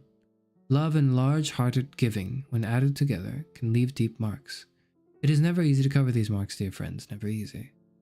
Within 40 minutes, her head looked a little better. With her short hair, she looked wonderfully like a schoolboy. She stood at the looking glass for a long time. If Jim doesn't kill me, she said to herself, before he looks at me a second time, he'll say I look like a girl who sings and dances for money. But what could I do? Oh, what could I do with $1.87? At 7, Jim's dinner was ready for him. Jim was never late. Della held the watch chain in her hand and sat near the door where he always entered. Then she heard his step in the hall and her face lost color for a moment. She often said little prayers quietly, about simple everyday things, and now she said, "Please God, make him think I'm still pretty." The door opened and Jim stepped in. He looked very thin and he was not smiling. Poor fellow, he was only 22, and with a family to take care of. He needed a new coat and he had nothing to cover his cold hands. Jim stopped inside the door. He was as quiet as a hunting dog when it is near a bird. His eyes looked strangely at Della, and there was an expression in them that she could not understand. It filled her with fear. It was not anger, nor surprise, nor anything she had been ready for. He simply looked at her with that strange expression on his face. Della went to him. "Jim, dear," she cried, "don't look at me like that. I've had my hair cut off and sold it. I couldn't live through Christmas without giving you a gift. My hair will grow again. You won't care, will you? My hair grows very fast. It's Christmas, Jim. Let's be happy. You don't know what a beautiful, nice gift I got for you." "You've cut off your hair?" asked Jim slowly. He seemed to labor to understand what had happened. He seemed not to feel sure he knew. "Cut it off and sold it," said Della. "Don't you like me now? I'm me, Jim. I'm the same without my hair." Jim looked around the room. "You say your hair is gone?" he said. "You don't have to look for it," said Della. "It's sold, I tell you. Sold and gone, too. It's the night before Christmas, boy. Be good to me because I sold it for you. Maybe the hairs of my head could be counted," she said. "But no one could ever count my love for you. Shall we eat dinner, Jim?" Jim put his arms around his Della. "For 10 seconds, let us look in another direction. $80 a week or $1 million a year. How different are they?" "Someone may give you an answer, but it will be wrong. The Magi brought valuable gifts, but that was not among them. My meaning will be explained soon." From inside the coat, Jim took something tied in paper. He threw it upon the table. I want you to understand me, Del," he said. "Nothing like a haircut can make me love you any less. But if you'll open that, you may know what I felt when I came in." White fingers pulled off the paper, and then a cry of joy, and then a change to tears. For there lay the combs that Della had seen in a shop window and loved for a long time. Beautiful combs with jewels perfect for her beautiful hair. She had known they cost too much for her to buy them. She had looked at them without the least hope of owning them, and now they were hers, but her hair was gone. But she held them to her heart, and at last was able to look up and say, "My hair grows so fast, Jim." And then she jumped up and cried, "Oh, oh!" Jim had not yet seen his beautiful gift. She held it out to him in her open hand. The gold seemed to shine softly as if with her own warm and loving spirit. "Isn't it perfect, Jim? I hunted all over town to find it. You have to look at your watch 100 times a day now. Give me your watch. I want to see how they look together." Jim sat down and smiled. Della, said he, let's put our Christmas gifts away and keep them a while. They're too nice to use now. I sold the watch to get the money to buy the combs. And now I think we should have our dinner. The Magi, as you know, were wise men, wonderfully wise men, who brought gifts to the newborn Christ child. They were the first to give Christmas gifts. Being wise, their gifts were doubtless wise ones. And here I have told you the story of two children who were not wise. Each sold the most valuable thing he owned in order to buy a gift for the other. But let me speak a last word to the wise of these days. Of all who give gifts, these two are the most wise. Of all who give and receive gifts, such as they are the most wise. Everywhere they are the wise ones. They are the Magi.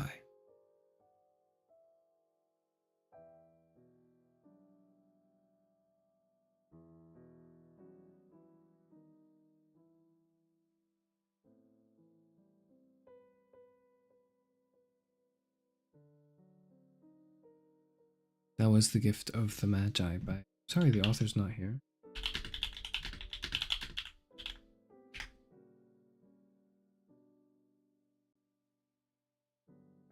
By O. Henry, which is a pen name for William Sidney Porter. O. Henry.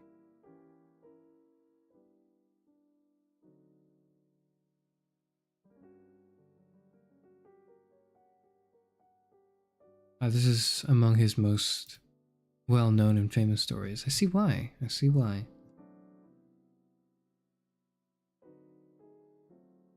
I quite liked this one, though it was also like bittersweet, but in a way that's like, I don't know, in a way that I think mattered a lot more to me. I think the story is cute, but my family hates it. Why does your family hate it? What?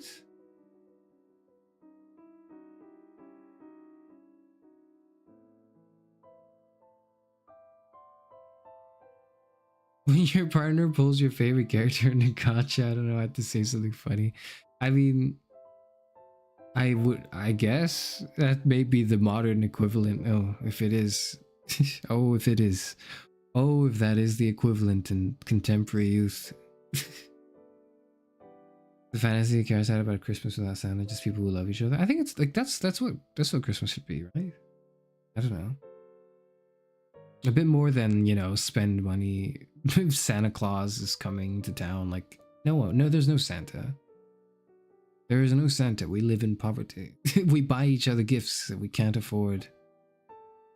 So when I read the Wikipedia summary and then it said, oh, there's the twist ending that everyone knows. At first I was like, no, I don't know this ending. But then as I was reading it, I began to see it. And I was like, oh, I get it now. Like, cause this is something I've read stories that have been inspired by this one probably. And have incorporated the idea of people giving each other things. But like, you know, in a way, by selling something that, you know, would have gone along with the gift they were going to receive, but then, you know, due to being poor or, you know, circumstances. The twist, yeah, I think, and so thank you for helping me finish my thought. The twist is obvious, but not bad, right? That's, I think one of the reasons why the twist is obvious is because of how influential and old it is, and how many more things have come out since that have incorporated this idea. That looking back, it's obvious. Oh, of course this would happen, but like at the time, right? You can imagine this is like this was the first or one of the most prominent times it's been done in our circles of literature.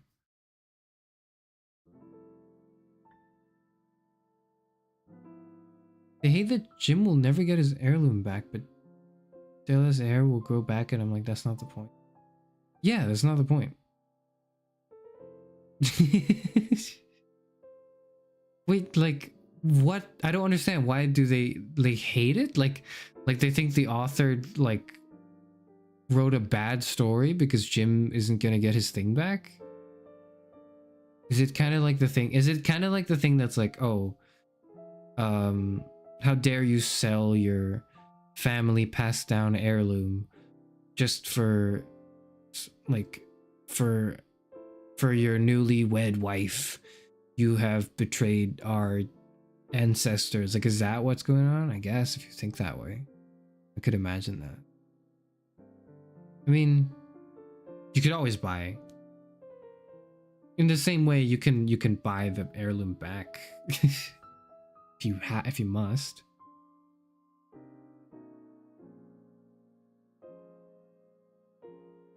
This is not the law of equivalent exchange. Therefore, this story is unacceptable.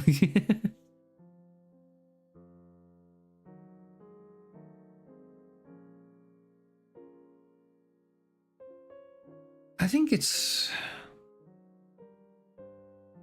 I don't know, I like it. I quite enjoyed this. Thank you for the recommendation. I quite enjoyed this. You buy the heirloom back from the pawn shop. Exactly. Exactly. Let's just go back to the pawn shop. What's the worst that could happen? Oh,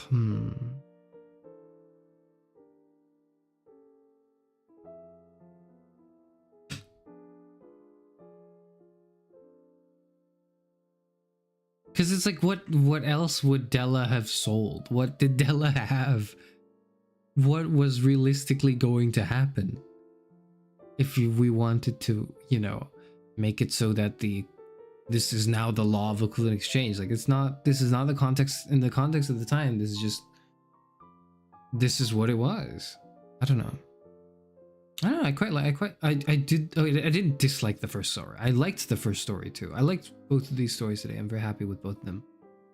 Maybe happy is not quite the word I would use for the first story. It's very depressing as well, in line with Dostoyevsky's work. But it was very raw and it was very very vivid in my head. This one, Gift of the Magi, was a lot more like, I feel it. I think they kind of have bittersweet endings. These are like the best ones though, because it's like, because there's the really nice sweet endings are always like, oh, and everything worked out perfectly and it's all good, and it's like there's only so much of it that you can take before you go, hang on a minute, I don't like this doesn't speak to me, because nothing in life goes that well. It's all gone to shit. Like, this media is unbelievable. You know, whereas when I look at like when I look at something like this, where like it's a good end but it's also kind of, it's a bittersweet, I go, yeah, this makes sense. It's how life is, isn't it? I hope this is a common sentiment. I hope I'm not just telling the world that I'm sad, like unprompted. Like, that's, I would imagine this is a common occurrence. I imagine not majority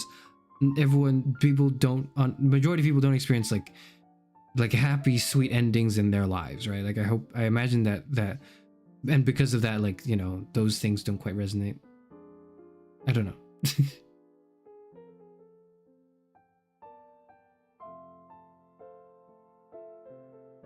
Dostoyevsky wrote it, the husband would have sold the heirloom but gambled it in horse racing. Oh.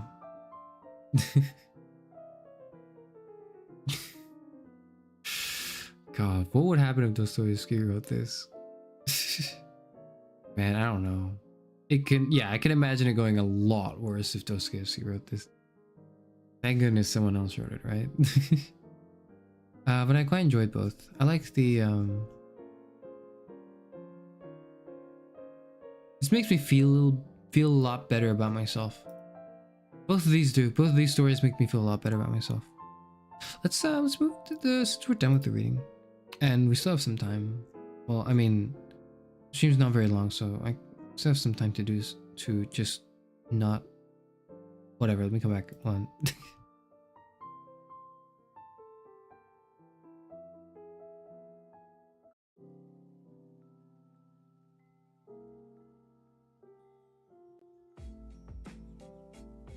I hope the illusion is that there's different BGMs playing in different rooms, and it's not just I'm switching I'm switching to a different scene, and then I have to scramble in my Spotify to play like the right playlist and make sure I don't fuck up and click the wrong one and accidentally click on like What's like in between these two playlists right now? Kendrick Lamar's newest album. That's what's in between. One more story? 3 stories? Well, it is Christmas. Sure, let's do one more story. What story should we do? I saw you had a suggestion earlier. Could you remind me again of what that was? Tragedies and bittersweet endings make me appreciate life more. Me too. Me too. But it's always like less. I think for me, it's more like stories of triumph that are realistic make me appreciate it more. Because then it's like, it's possible. Because essentially, it's like those stories put me in the mindset of it's possible for things to go well. They're not going to go perfectly. Macario by vtuber, I see. They're not going to be perfect, but you can persevere and triumph.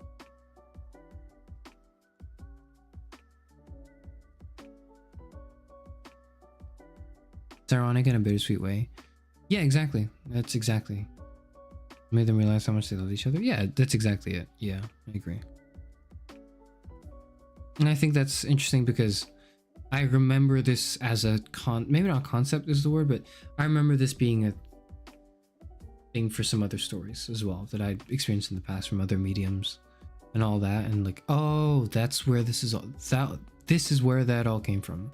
I always enjoy, you might have been able to gather, but I always enjoy like seeing where things came from. Betraven, not be tavern, okay.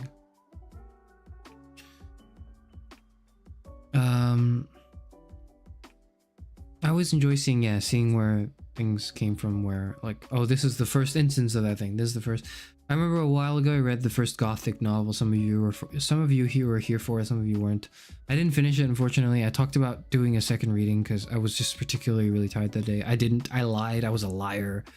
Well, I wasn't lying at the time. I just couldn't find a way to do it. But I did say I wanted to read Castle of Otranto, or finish reading it, and I didn't. I did read the beginning of it, and that was known as the first Gothic novel. That's one of the origins of that specific genre, the goth genre, if you will. I read that for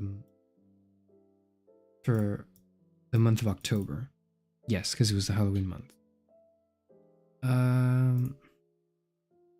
Macario, baby. You know what? Let's do one more. Big fan of goths. I can tell most of chat is, I would imagine, very much. It's like it's that, and like I would bet more than half of my viewers are queer. It's mostly because you're all from class of 09. And that inevitably does kind of filter down certain things that, like, if I were to guess, that's probably the case. Macario Traven B. Oh, it's 116 pages. It's quite long. Isn't it? I don't know if I can find a free version.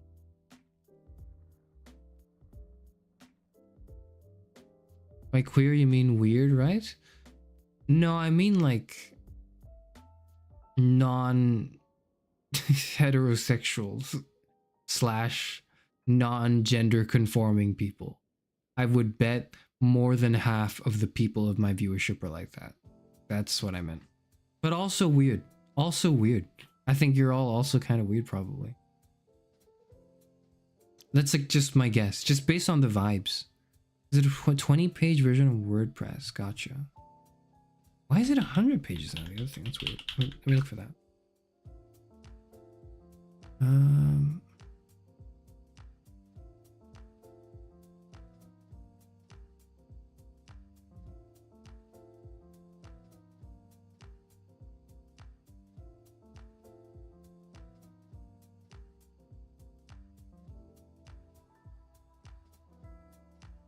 Oh, I can't find it.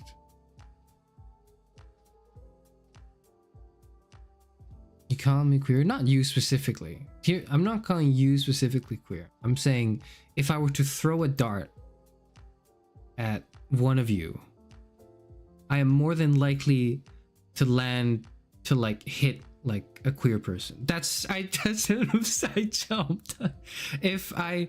If there was like a board with your names and I were throwing a dart, I would more than likely like, and it hits someone and the dart hits the name of someone who is a viewer of the Cara Supernova channel, you're most likely, you are more likely than not queer. That's what I'm saying is my guess. I would imagine that's based on the vibes I get from chat.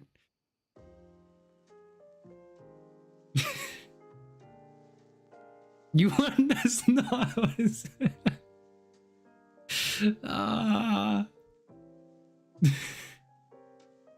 It's pretty late, man. I'm not gonna lie. I'm losing my my ability to wait. It's a film. There's a whole 1960s film. Can we just watch this film? It's an hour and 13 minutes. Is it in public domain? Hold on. If it's in public, oh, it's part 1. Is it part 2? Hold on.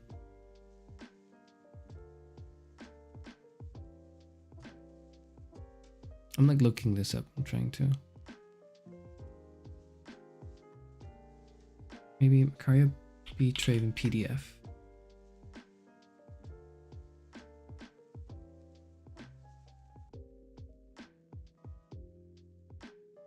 It's on Google Drive. It's in the original Spanish. I can't.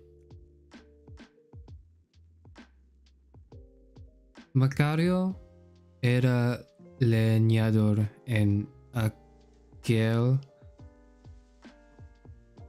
pueblecito, padre de 11 hijos andrajosos y hambrientos. No deseaba riquezas ni cambiar por una casa bien construida el jacal que habitaba con su familia. I'm not reading that. I can't.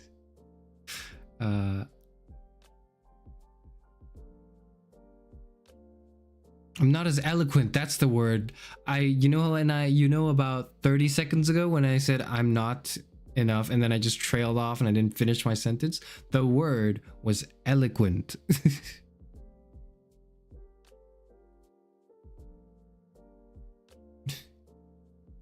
That's the word.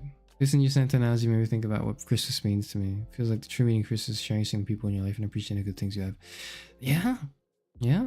That's like, and I think that's when it's the similar thing with birthdays. I think I have where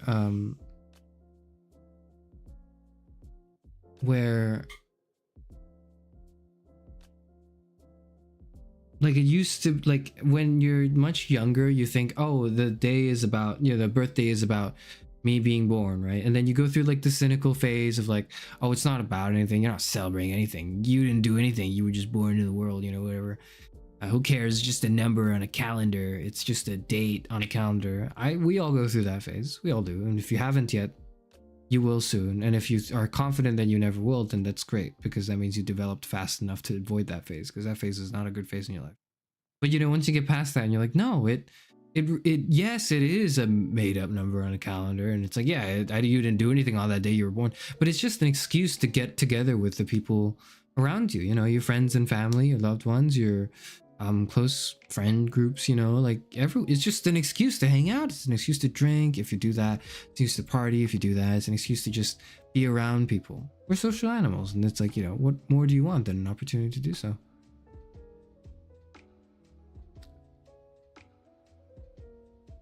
Classic literature in Mexico is probably free. I can't seem to find a translated version, like an English translation that's free, unfortunately.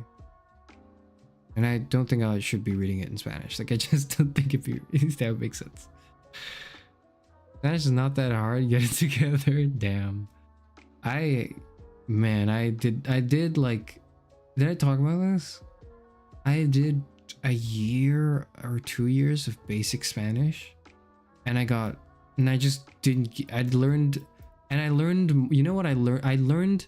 I learned less in those 2 years of Spanish, and I would be and I would get like tutoring as well. I would like, try to commit vocab in my head. You know what? I learned more Spanish watching Breaking Bad and Better Call Saul. I learned Spanish more effectively, I imagine. I imagine if I watched it back then, it would help. But yeah, whatever.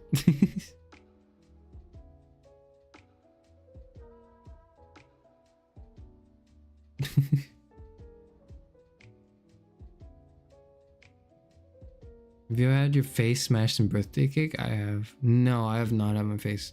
I'm sorry if that, like, so, because I don't know what it is. I'm not very sensitive to that cultural aspect of it. Is it a thing people do to be assholes? Is it like a friend banter thing? I don't quite understand what that tradition is like. I think I think in either case, I probably give off the vibe that's like, if you do that, I will cry, and it will make the situation incredibly awkward. So don't do that. Like, I don't know if, I don't think it was a thing. I don't think it's a thing around me, but if it was, I give off that vibe. I imagine that people wouldn't do that to me. I think.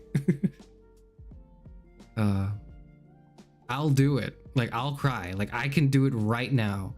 You have no idea. There's only, like, I gained this skill too late, because otherwise I could have utilized it back when I acted more. But like, I can cry at a moment's notice. I'm actually incredible. Like, you have no idea. Like, if I wanted to, for any reason, and I realize it's much too late in my life, because if I realized it earlier, I could have just like done so much with it. But like, I really can, in the drop of a hat, do it, and then immediately like cut, like end scene, and then just go back to normal. Like, I can do it. Like, real tears. I could do it.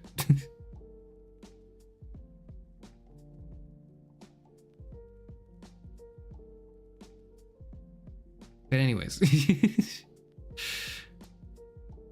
a remarkable part of birthday was the country let me buy alcohol at a certain age. I, like, even when I got to that age, people still ID me. Can you believe that? I'm 60 years old. I'm 60 years old, right? I'm 60 years old. I'm sitting in the library. I'm 60 years old. I'm still getting ID'd by people. Granted, that just means I look very young. I appreciate it. But like, come on. I got ID'd twice in the same like bar. It was by two separate people, of course, but still. Learn Spanish better when it has the Mexico filter on. No, I learned Spanish better because they were in like life-threatening situations, and they would like, when they were saying things like, when you're learning Spanish from like a textbook, they go like, okay, so aquí is like here. You go, okay, sure, that's here, whatever, I don't remember it. But then when you're like watching a show and the guy's like bloody, like he's just in a bloody mess. And it's like life or death, and he's like, where'd you stash the guns? And then he goes, aquí, like then you're like, oh, it's like right here, it's there, right? It's here. That's how. And then to me, I'm like, oh, okay, that's the word you use for when something's there.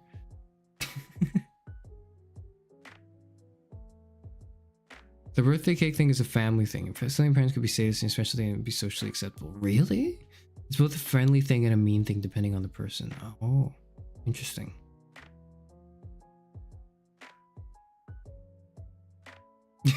When some of the dishes smashing his face in the cake approaches, you feel the aura of a soggy cat and the remorse stops them. I do have a very like, I don't utilize it enough, and it's only too late that I really discovered this about myself.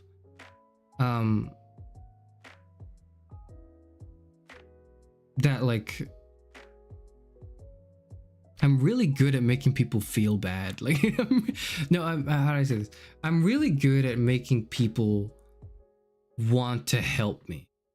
Like, I have mastered, I don't know what it is. I think it's I think it's over time something I have accidentally cultivated, like perhaps subconsciously. But like, for example, if I'm lost and I'm looking for directions, I can pull like like I look very desperate when I am desperate, I guess is maybe the way I put it.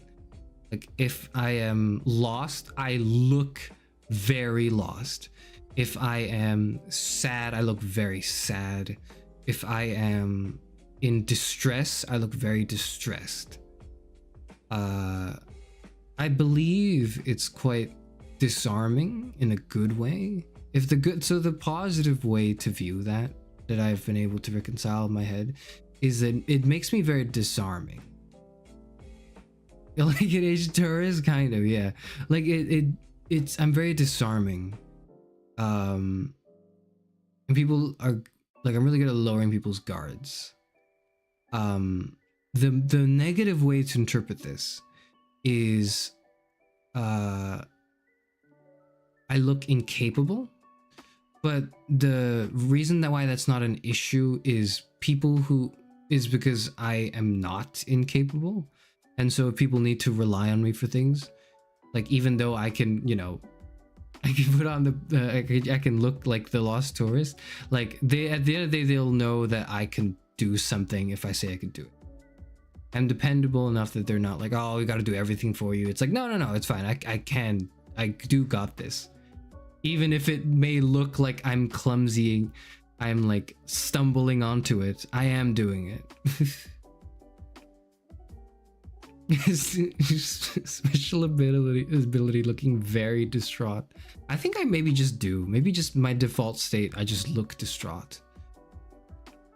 It might partially be because I am, but like I'm probably not distraught all the time, maybe most of the time.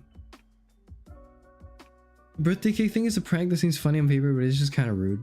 Yeah, because it's like, you have to eat the cake, right? Because like, my face is oily. Does no one else want the cake? We're just gonna waste perfectly good cake and cut it into little slices and share it between us. That was the plan. You smash my face in it. One, it's kind of oily now because my face is kind of oily. Usually, I need to like clean it more. It's a little oily. So I slam my face into the cake. Now it's a little gross even for me. But the thing is, like, it's not just for me. The cake is for everyone. So, don't you want the cake? If you don't want the cake, then are we just not having cake at all? Then if we're not having cake at all, if you were okay with not having any cake, why did we buy it? It was a waste. Of course, you eat the part of the cake where you smash your face. That's like the whole cake, isn't it? Does anyone have a cake that's bigger than their whole face? How big is my face? Hold on.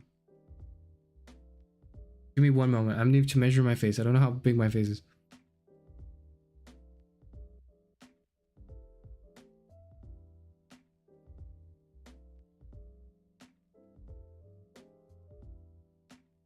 I'm measuring my face right now. Hold on. I'm doing it with my fingers and I'm trying to like look at it. I'm trying to figure out how big it is. This is an exercise you can do at home. Yeah, that's not that big. Okay, well maybe my face is not that big. No, but everyone's face is like that big. It's not just my face. Everyone's biggest face. Everyone's face is, sorry, it's like a little late. Everyone's face is that big. You smash it against like the cake, there's like not much left. You've destroyed most of it. So usually it's like slightly against the corner of the cake. I see. And of course you eat the part of the cake where you smash your face. Okay, I see. That makes it demure because they do want to eat cake. Yeah, exactly. This is like, you bought it.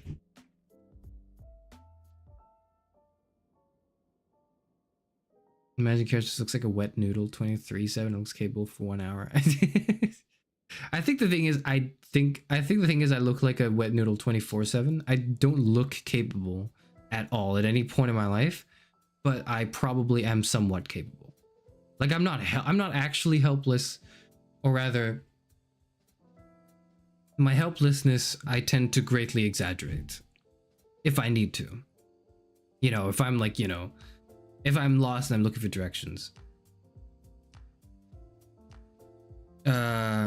But like I think there's like I don't do that when I'm just on the street, because then it's like, you know, I'm gonna get targeted, right?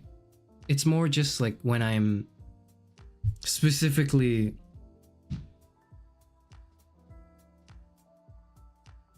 what's the word? Like, and when I'm in front of someone that does not seem like they would mug me, I can look distraught. I'm silly betting that he's looking distraught right now. No, I'm looking a little flustered, I imagine, because I've not been very eloquent with my words. Just cover your forehead and nose where it's likely to miss and you hit the table. Ow! I don't want to hit the table. I don't think anyone in my life would be able to like slam my face against the table and not feel extreme remorse and guilt about it.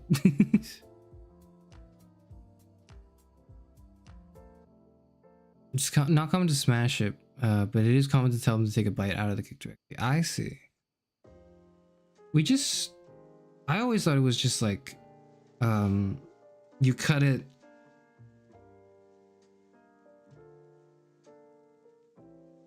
Like you cut the cake. Like the person with the person whose birthday it is like cuts the cake, or the person whose birthday it is takes the biggest slice of the cake, or like, you know, it gets maybe the little special chocolate on it or something. I don't know. Like whatever. Like it's always like that. I don't know. Maybe I just came from very like. That's like the way it's done when in the people around me, I guess. I don't know. Use cry on command is very effective. I've never used it. Okay, so the thing is like, that's the thing, right? Is like I can do it. I have done it for projects, if that makes sense. Like I've done it for like, you know, just things where I'm like, I need to do a scene where I'm crying. I'm like, I could do it.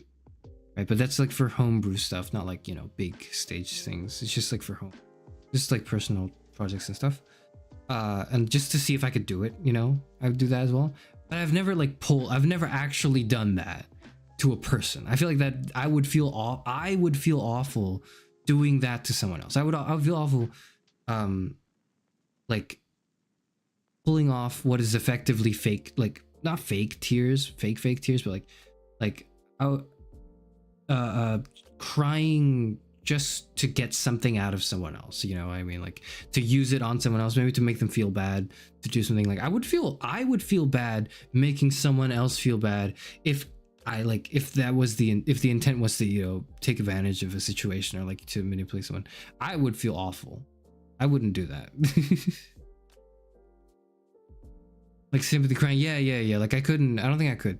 I imagine if I were remorseless, I imagine if I just, you know, if I was a bit more sociopathic. Imagine if I was a bit more like my heroes I look up to from popular video game Class of 09. If I was more like that, like there are certain things I could take advantage of, but no, I don't know. Like that would be awful.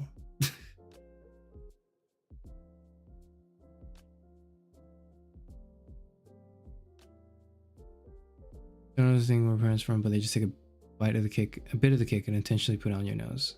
I like that. I like that.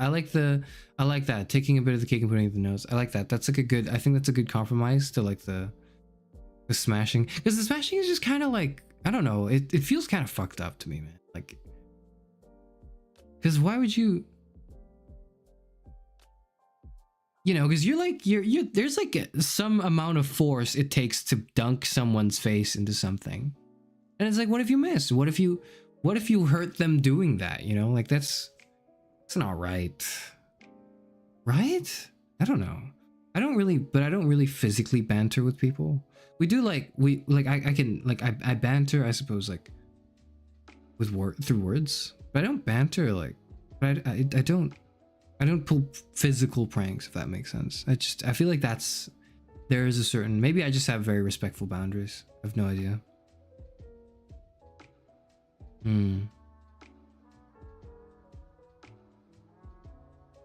But that's just that. No, but that is a personal thing. That's not like a cultural thing. The cultural thing is like, I don't even know where the smashing thing comes from. Like, you tried crying a man to pay someone other to have it didn't work.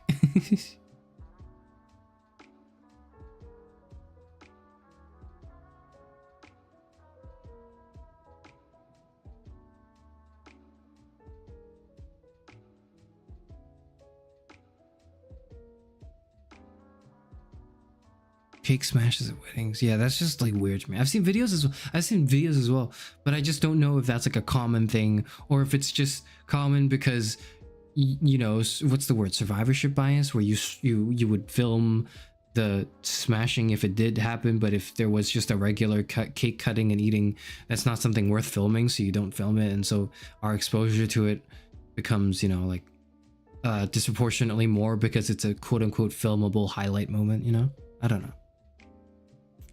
Exhibit antisocial behavior, and I can't still not cry to manipulate people. It's humiliating and too evil. I think it's too evil too. I don't do it. I imagine if you know, if I had to, I could, but like I wouldn't want to do that. I think it's also different. There's like different connotations as well, because it's like because if you're a guy, it might not work.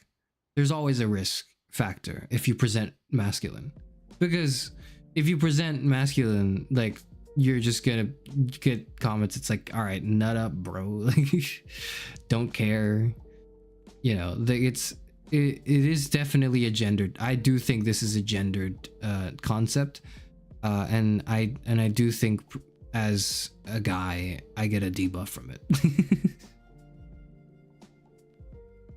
As a guy who looks like a guy, I get a debuff from it for sure.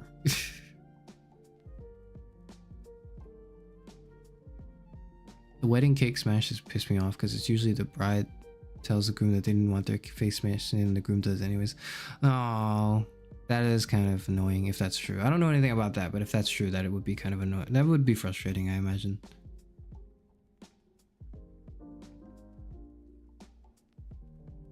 You're saying the cake on birthday prank and how command crying is me. I'm still thinking of hitting the shit out of the birthday present. Okay. I know I said, I know. Okay, I do come from. I did kind of.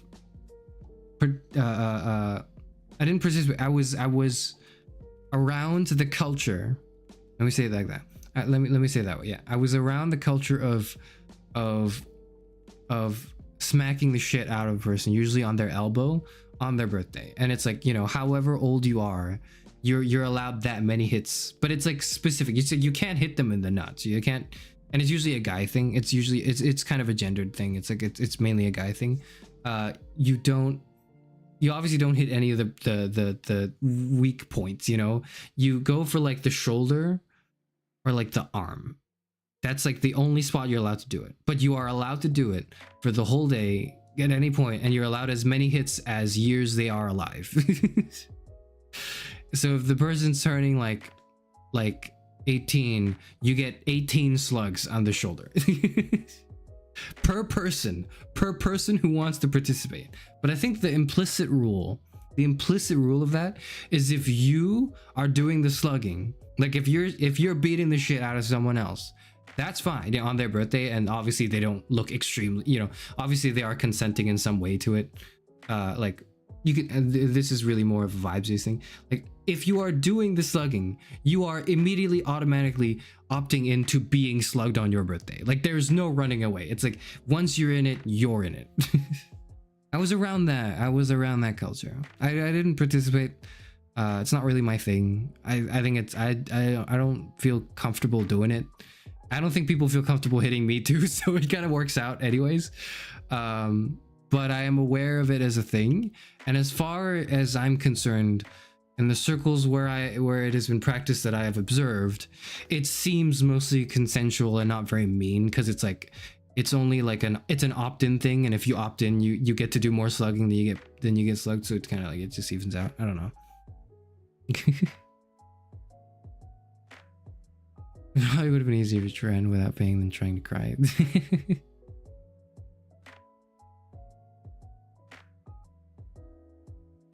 Just feed each other the cake and now throw it at your new spouse. Yeah, I never got that. I feel like maybe like you could get, like if you wanted to prank your other half, you could, but I would imagine more funny and entertaining ways to do it than just like I feel like, you know, cake smashing is not very interesting. It's not very, but maybe again, maybe that's the overexposure effect. Maybe that's because I've seen it so much that I'm like, all right, whatever. You're just playing the cake, facing the cake. It's not very impressive. It's not very exciting. It's not very funny. But it might be because I've seen it a lot already. Like, do something else. Do something more interesting. That's less like harmful and more like fun. You know, that you should do that. It's like embarrassing, only embarrassing enough that it's funny, not too embarrassing that like the other person's genuinely like uncomfortable. Do that. Reminds me of Punchies from Regular Show. Oh, it might be something like that. I don't quite remember how it worked. It's been a while since I watched Regular Show.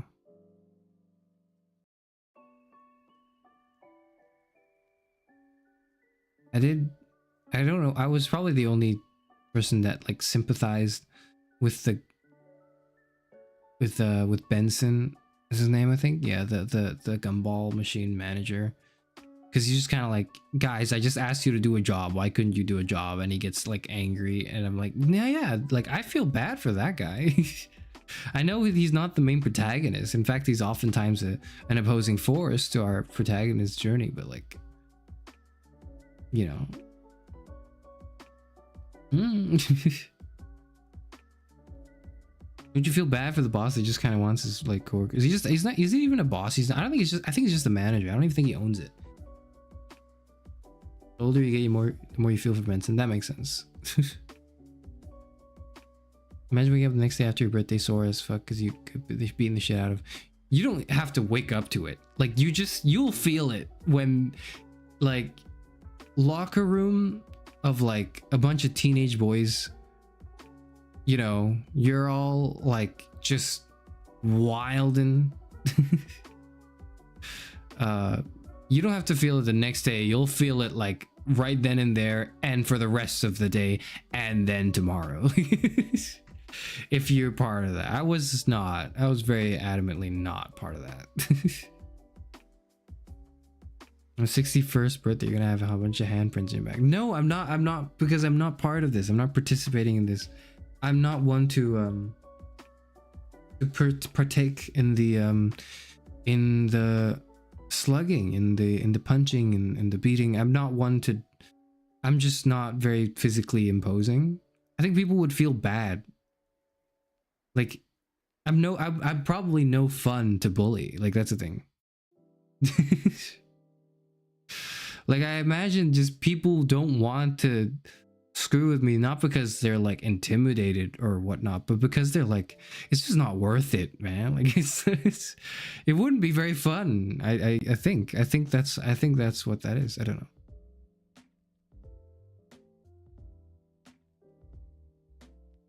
They just punch each other in the shoulder, and whoever doesn't flinch wins. That's how. Oh, okay, so that's how it works.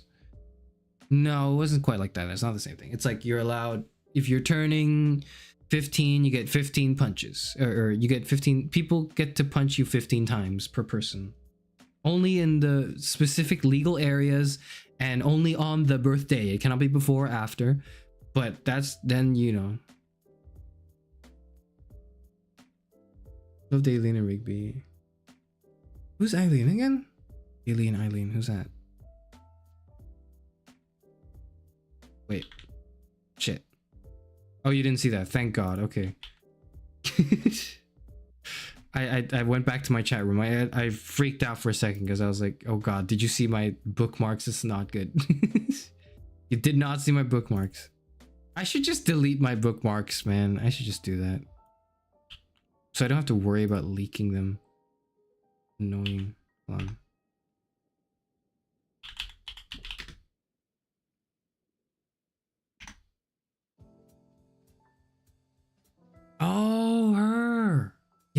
liked her. I liked her. Yes, yes, I remember now.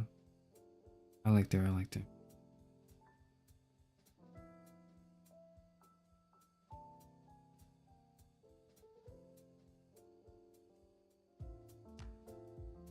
She works at the cafe with Margaret. Right, the Weaver girl. Yeah, I remember now. I remember. She has her glasses. Yes.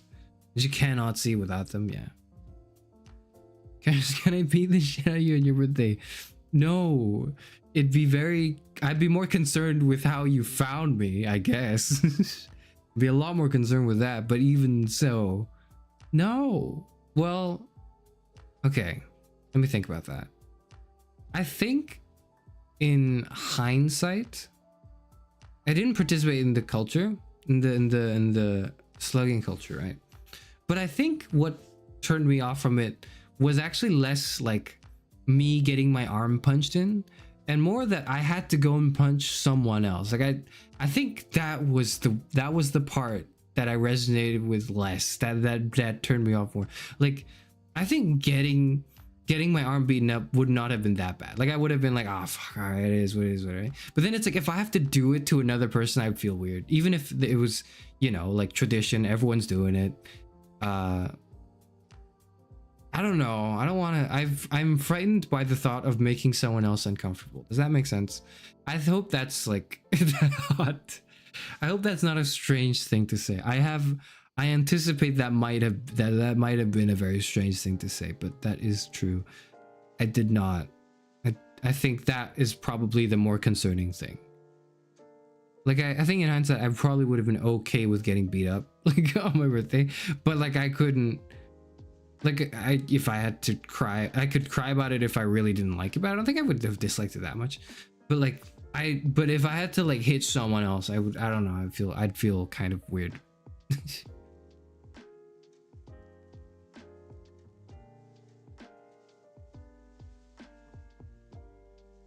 I almost have the bookmark, so it would be embarrassing. It's not embarrassing, but it's more like skirting a fine line where it's like, I don't know how bad it would be. Okay, I'll give it to you by analogy. I'll tell you what the thing I'm thinking about is by analogy. That's what I've been doing for the past bits, and that's what I will continue for the future if I have to refer to specific things that I'm not sure of the legality for, but nonetheless, like I technically don't mind having you know. I'm just not sure if like how the legality of that checks out.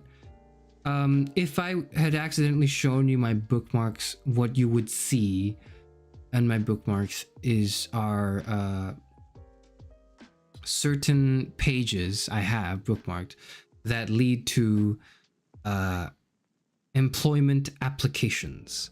And a lot of these employment applications are quite sensitive in nature because in the realm of employment in this industry, it's not legality per se, but it's like in the realm of this industry, oftentimes this type of stuff should not be conveyed publicly. That's what I mean. That's what I mean. His LinkedIn bookmarked. Oh god, no, you figured me out. Are you one of those weirdos that never closes tabs? No, I close tabs. I couldn't, trust me, I couldn't, even if I wanted to, not close tabs. I would not, my computer does not have enough RAM to support more than like 4 tabs open at once. Like I'm not in the privilege of like keeping tabs open.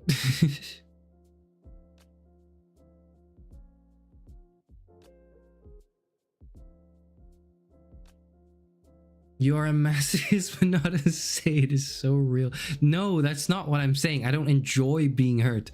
I don't enjoy being hit physically. That is not something I enjoy. I don't know why I have to say that. Okay, well, whatever. That's not an enjoyable thing, I would imagine. But of the two, I would think that what would make me feel worse is if I was doing the hitting. And there's a weird, like, part of me, I don't know why, I've been searching for the answer for this. Maybe one of the reasons is because I feel like maybe deep down inside my soul, I feel as though I can take more than the average person, or if I cannot, I aspire to be able to suffer more than the average person. This is somewhat related to my philosophical journey. It's mostly just me being weird. I think it is kind of weird, but like I do think I either have the capacity to suffer more, or I should cultivate the capacity to suffer more. That way, my philosophical project will be made meaningful. And because of that, I'd rather suffer than inflict suffering. Even no matter how small that scale is, you know, even if it's just something stupid like punching people on their birthday. Like that's a very small and stupid thing, but you know what I mean. Are you ready for your birthday punches? How the hell did you get in my house? You don't let the anger ferment for a year? No, I'm not. Like, there's no... Yeah.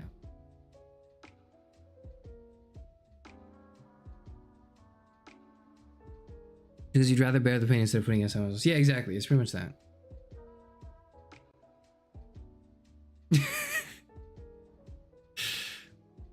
Gives me cramps. Thank you for your second. Don't give me cramps. I gotta walk. I still gotta do stuff, you know? You can't give me cramps.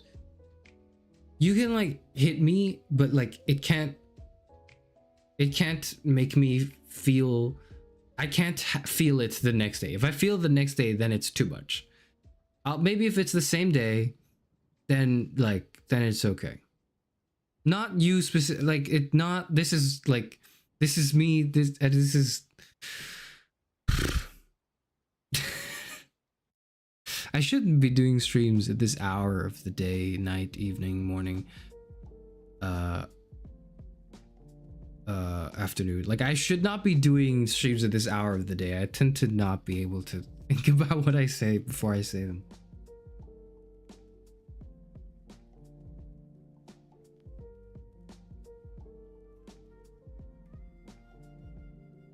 Anyways, I think I've gone on for quite a little bit. There will be a stream on Saturday. So I don't want to, and that's gonna take a lot of prep. So I don't want to take too long. We can final words maybe. We'll talk for a little bit more, and then I gotta end stream. But yeah, I should probably get off somewhat soon. Send my period cramps. Don't send me your period cramps.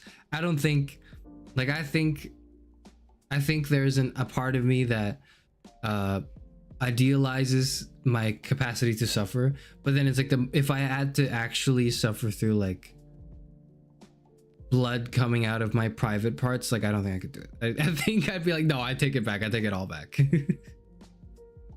The queer come out of this time of day. It's dangerous. They don't come out at this time of day. They come out when I live stream. That's when they come out. When I click go live. Watch a horror film, National Week Creepypasta. We can't do that. No, but too late. Horror at the witching hour. It's Christmas. It's not. It's no longer. That was the last season. It is now the season to be jolly. It is the season to be merry. It is the season to be gift giving. It is the season to spend time with your loved ones instead of watching VTuber live streams. Okay, you should be spending time with your family and loved ones. Right. Let's get spooky one. Spooky season's over. We have spooky season next year. Again, and we'll go through that again. It'll be fun, but it'll be for spooky season. It's not spooky season anymore. It's the season to go on strike. It's always the season to go on strike.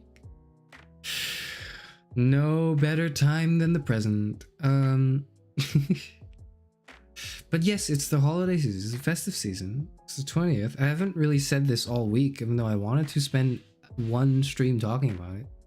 But you know, 'tis the season to be jolly and merry and happy. If you are not, then, you know, I get it. In which case, do things that will make you happy. You get to choose some things. I imagine you have some control of your life, even if it feels like you don't have a lot of control of your life. That's how it feels from time to time.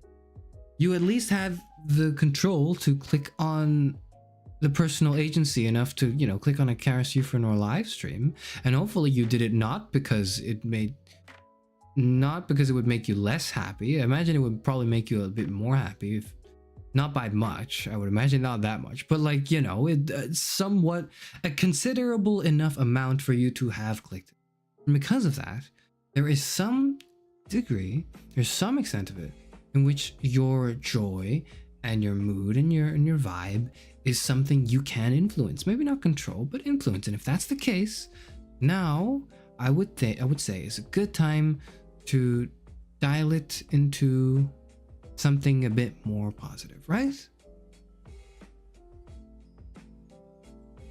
Excuses? You just want to scare? You didn't get spooky stuff. You're too scared. I know. That's why I do understand. Like, I do want to make up for that. We will do some spooky, scary things soon. Okay. How about I'm negotiating with you guys. I remember I had a professor who used to say, like, I don't negotiate with terrorists whenever, like, people would bring up, like, extensions and deadlines. And he was like, I don't negotiate with terrorists. It's a funny thing he would say. That's what it feels like right now. I'm negotiating with terrorists. Maybe so okay, well, not maybe. It's like I'm negotiating. I'm not. I'm just telling you what my plans are in the near future, and I'm just hoping you buy that as me negotiating. I plan to stream at the beginning of the year, which would be in 2 weeks, right? So okay, 21st tomorrow, and then the next week is Christmas. The week after is the New Year. It's New Year's Eve and New Year. Okay.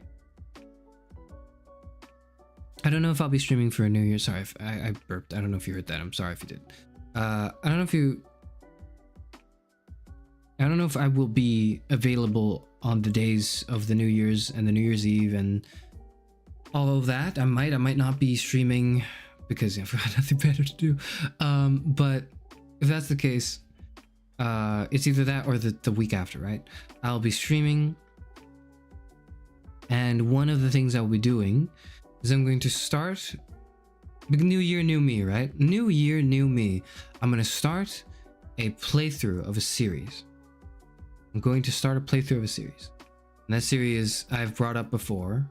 I've thought about when to do it. I thought to do it originally in October, but because of some issues I had going on in my personal life, I couldn't really get to doing that in October.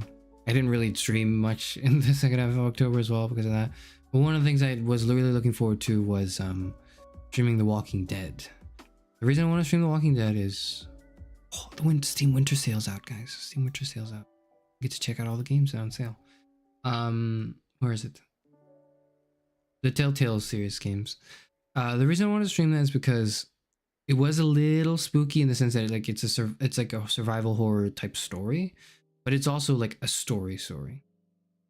And I think overall, from what I can gather in this channel, there's more of an appetite people have for me reacting to story-driven content.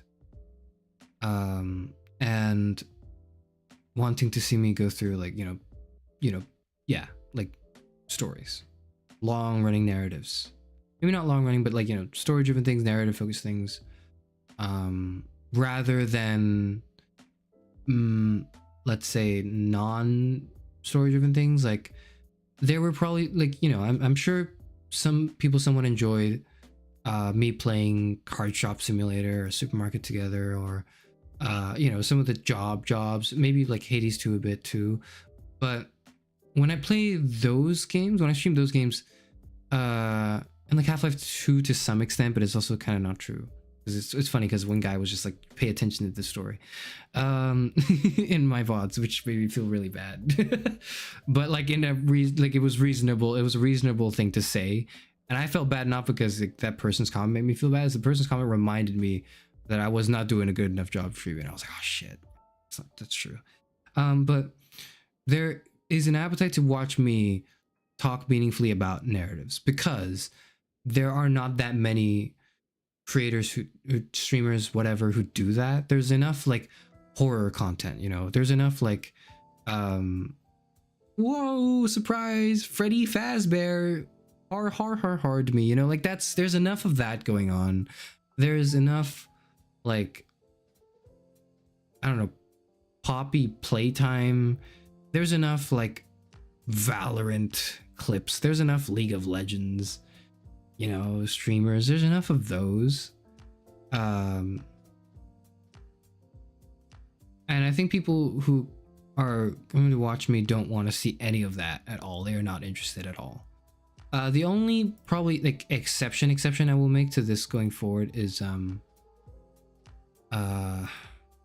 of course current things I'm streaming. I will try to continue streaming like Vampire Therapist and all that, which is already narratively driven, so I don't have to comment on that any further.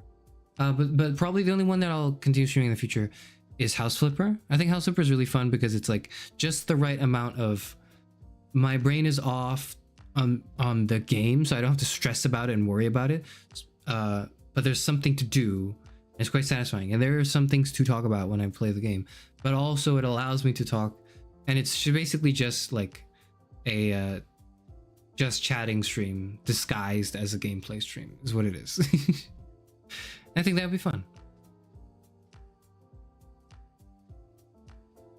Horror Christmas movie like Krampus, Two Birds, One Stone. No, we're not watching a horror Christmas movie, unfortunately. Put long legs on the screen, increment your suffering. It's not like I'm not suffering though when I play like a horror game. I'm spooked and then I'm unnerved. I'm not suffering. I'm not like my soul is being damaged. You know what I mean? It's like, oh, I'm being stunned. That's what that means. Yeah. So it's like I'm not taking damage. I'm being stunned. And if I put it in like video game terms, I don't know what that means. It's like I'm trying to relate to the youth, man. It's what you do when you're 60. You made my other thanks, Shaman. Thank you. I don't think I mean that much, but but I'm glad you enjoy the streams. Well, the stream always go for the parlay. No, maybe not. Maybe hold off on the hedonism.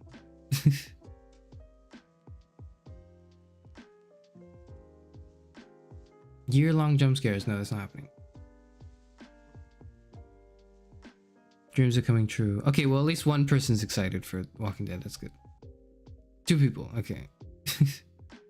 Wolf Among Us has the same qualities as Walking Dead, but it's not scary. I see. Yeah, so the reason why I think this is Walking Dead's going to be really good is because not only is it like a narrative story driven thing that's, you know, just huge dramatic tension and all that, but also like and also like it's not only is it something I would enjoy and something I think the audience, that is you, would enjoy, but also it being a survival horror thing will help me get more used to the environment of that. Like it will help me be more like tolerant of the fictional zombie disaster world type thing. So I will not feel as spooked by it. Because I remember years and years ago I watched gameplay of The Last of Us and I enjoyed it incredibly. I couldn't play it for sure. Well, for multiple reasons I couldn't play it, because I couldn't afford to play it. But you know, but not only could I not afford to play it, even if I could have, I don't think I had the stomach to like, you know, go through like a zombie world.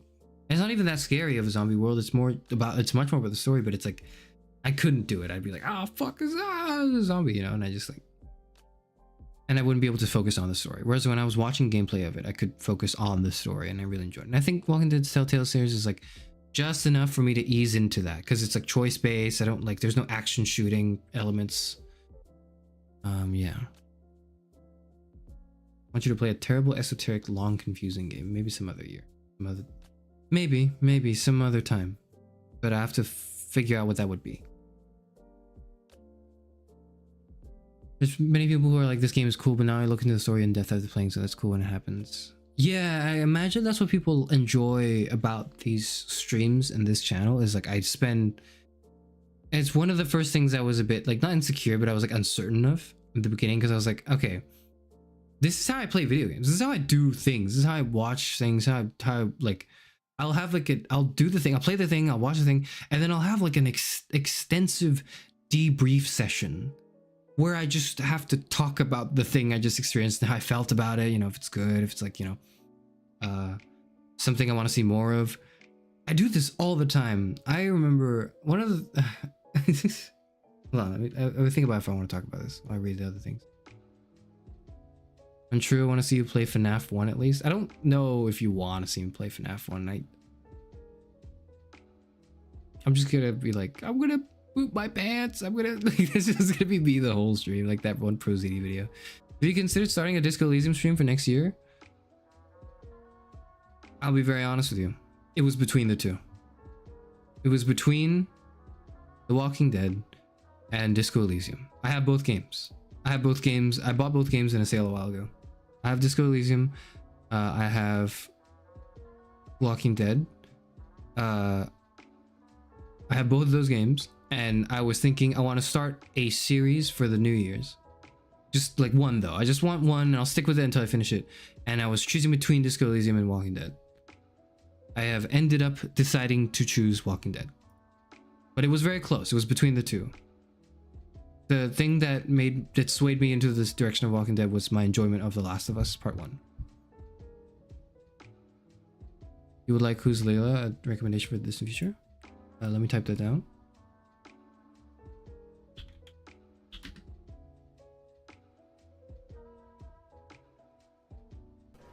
Ah! Sorry, I'm like that. That's weird. A reverse detective adventure where you control your character's face. I saw the first frame and I freaked out because it was so uncanny. I'm not gonna lie, the face maybe for the near future, but for now, this game makes me look. The way this game looks makes me feel very uncomfortable. Like I'm looking at the face and I'm like, oh, well, this is not how they should. This is not how people should look. This is not how their faces should look, right?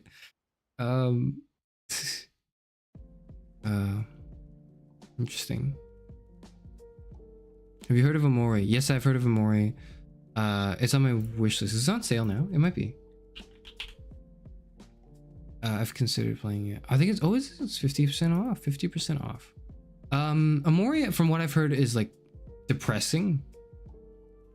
It's like it's a bit too depressing from what I've been told by some people. Where it's kind of like, for me in my headspace, it's like, I know it will be good, but I don't know if I'm emotionally ready to handle it in the same way. Like, I don't know. If I had to read Berserk, for example. Mouthwashing, I don't think I can play mouthwashing. I'm sorry. Like, I think it's just actually too much for me. I'm a bit too overwhelmed by that. Absolutely obsessed with Walking Dead. I know everything about the game. You are feeding my addiction. Okay, that's good. Mythologic's a game for the distant future as well. Ah, I remember you talking about it. I remember you mentioning this.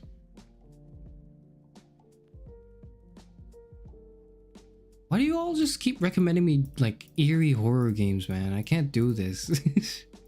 Why can't there be something nice and colorful and, you know, vibrant and why are all your guys' recommendations so bleak? I'm not to deter from the content. It's probably good, but yeah.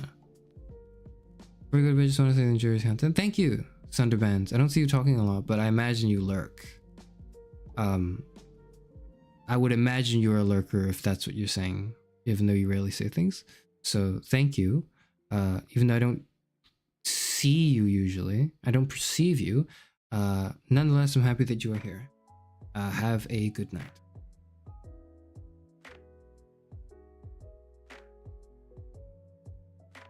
Do you talk to the wall when you want to discuss a story none of your friends have seen? Yes.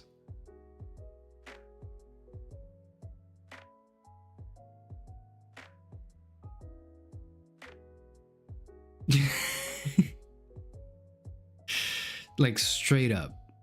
Yeah.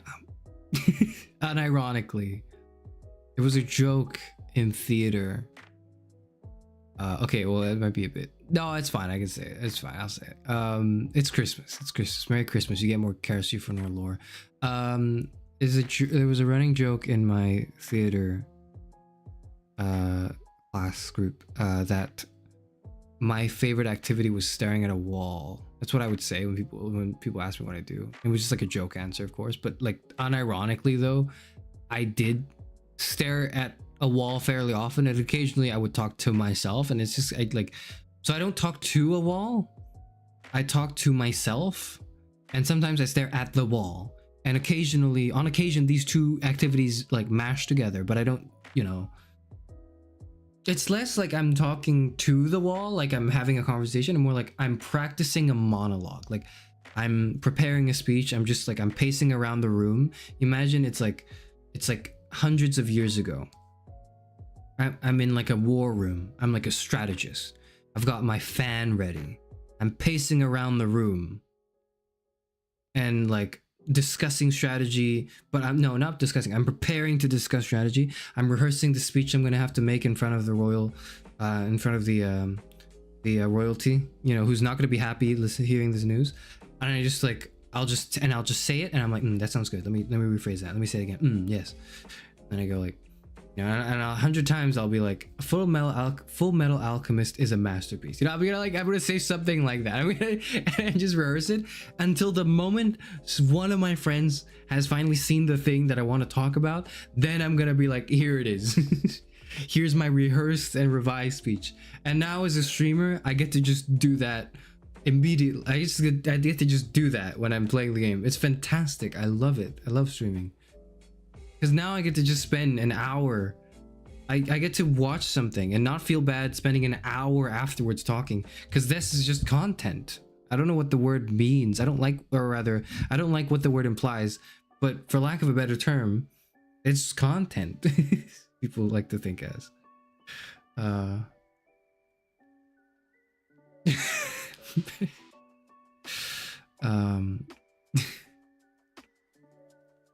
So I enjoy it a lot. I enjoy streaming. I enjoy playing a game. I enjoy being able to yap about it. I enjoy not having to worry about spoilers for a game, especially. So like I can, because it's like, well, I'm streaming it. You're watching me play it. You've seen the thing I just saw. Let me talk about this thing right now that I just saw. I just enjoy doing that. Like I remember I remember when Attack on Titan was coming out. Every week there was an episode. I would gather in a call with a bunch of like friends. We would watch we would watch it, and it would usually air like sometimes we couldn't watch it right as it aired, but usually the time that worked for everyone, right, was quite late into the night for me. So I would we were watching Attack on Titan, we sit down, and then we someone is like screen sharing, or we're on like a site that allows you to like sync up a video media content. Shout out to 27. And then like the episode would play, we would hear rumbling, and I would like whisper the song into the microphone, like rumbling, like when that was coming out. Oh man. And then we would watch the episode. It's like what, 20 minutes, 24 minutes. Watch the episode and spend the next 2 hours talking about the episode after we watch it. We did this like every week. It was the greatest thing ever. The episode itself, fantastic. We love watching the show too, but like the talking about it afterwards, the like memes, the wondering what would happen next, the theorizing, the debates of like, oh, I don't know if I liked that they did this or they made this choice in the story. And we're like, no, actually, I think I did like this, and this is why. And then we share like our interpretations of the story. It's wonderful. It's just a reading. It's just a reading group. Have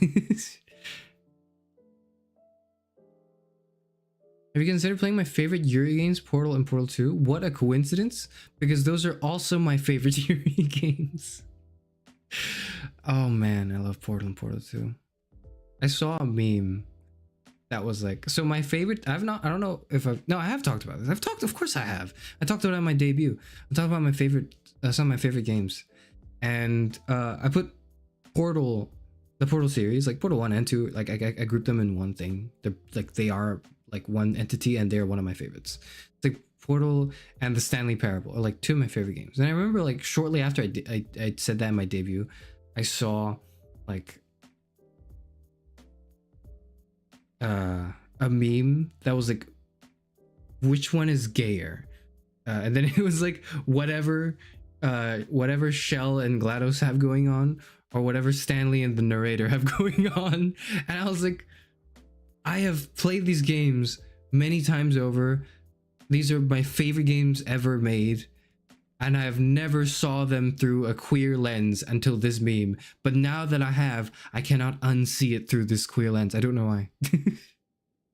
It's so weird that I've never thought of it as gay. But then now that now that the idea of it being really gay has been inserted in my head, I can't see it any other way.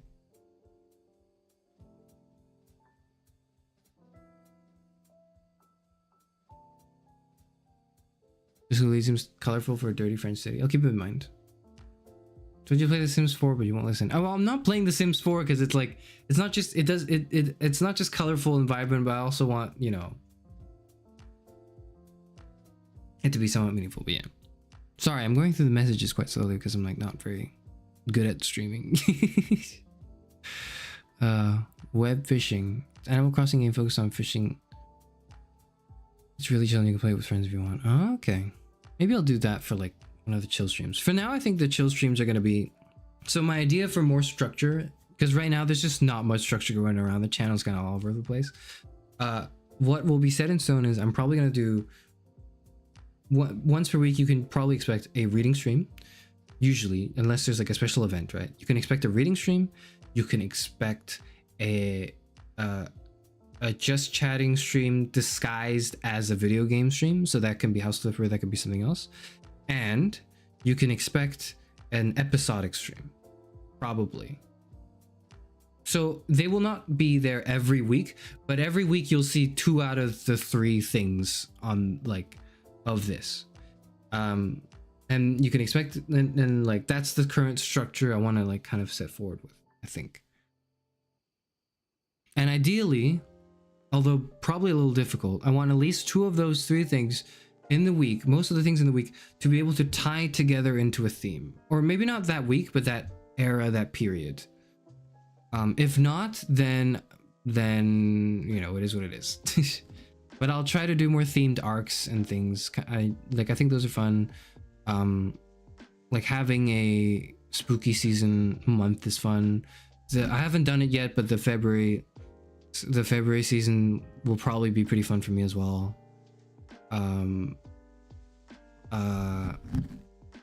Christmas week is not very much Christmas week, but there's a Christmas karaoke there, so it's gotta count for something. I talked to my, like I said, imaginary film crew for reality TV. I'm not on film all the time, but I imagine if I was, I'd be pretty prepared for it. Like I think too highly of myself that like Truman Show is a very distinct possibility in my existence. I like to imagine it's not like probable, but it is possible. And I would say that I don't think I'm the best. I would be the best star of a Truman Show. I don't think I would be the best star, but I'm probably in the top percentile of people that you would want to film. I don't think I'd be the best one. I think there's a lot of people who are more interesting than me, but I do think I'm probably kind of up there. Just because I monologue to myself so much that I would imagine that's probably like good content. I don't know.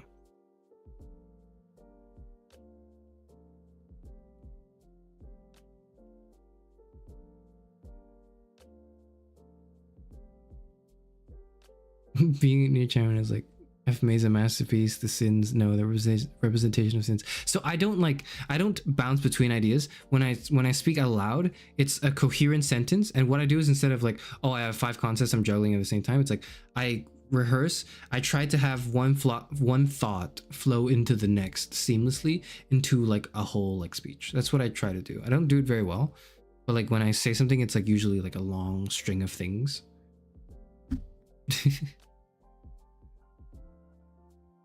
My sim having 100 kids being married to the Grim Reaper is meaningful. I'm not saying it's not meaningful. It's just like I wouldn't have a lot to say about it. You know, if I boot up Sims 4, my sim has 100 kids and is married to the Green Reaper. What do I say? You know, what do I tell the audience? Hello, this is the way I enjoy Sims 4. Please don't click off, please. It can have a great storyline if you're creative. I'm not very creative. Not creative enough. I am probably kind of creative, but I need to be more creative. Like, I need to cultivate my creativity, so to speak.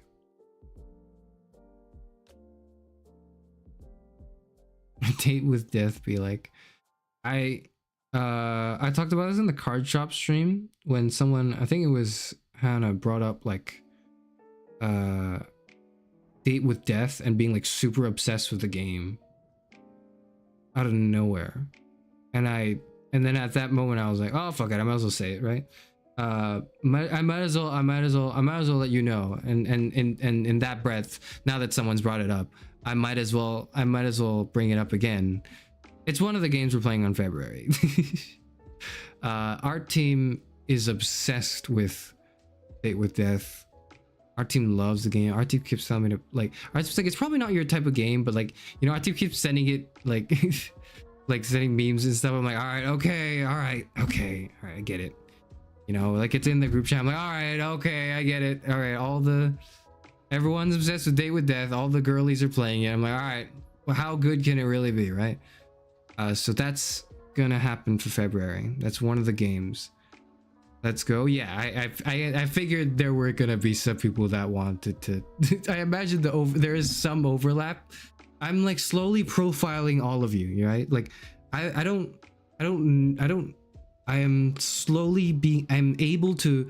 can't figure out what type of people you all are unless you just start talking about yourself in chat, which you do a lot.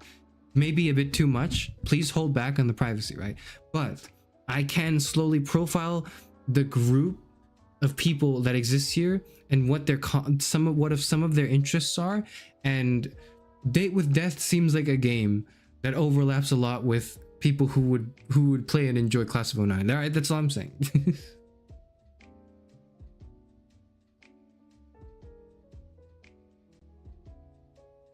Don't forget, do you have a character reference sheet? I do, probably. Yeah, I do. I'll have to ask our team, actually. Let me write that down now. Ask our team.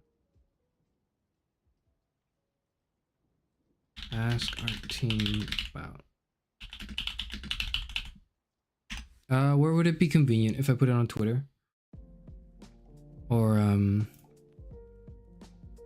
put it on the channel? I don't know where I would put it. I don't know. I'll probably put it on Twitter. I'll probably put it on Twitter. That's what I'll do. I'll put it on Twitter. If I'll ask our team for it. Yeah, I don't, because I think I might have the file somewhere.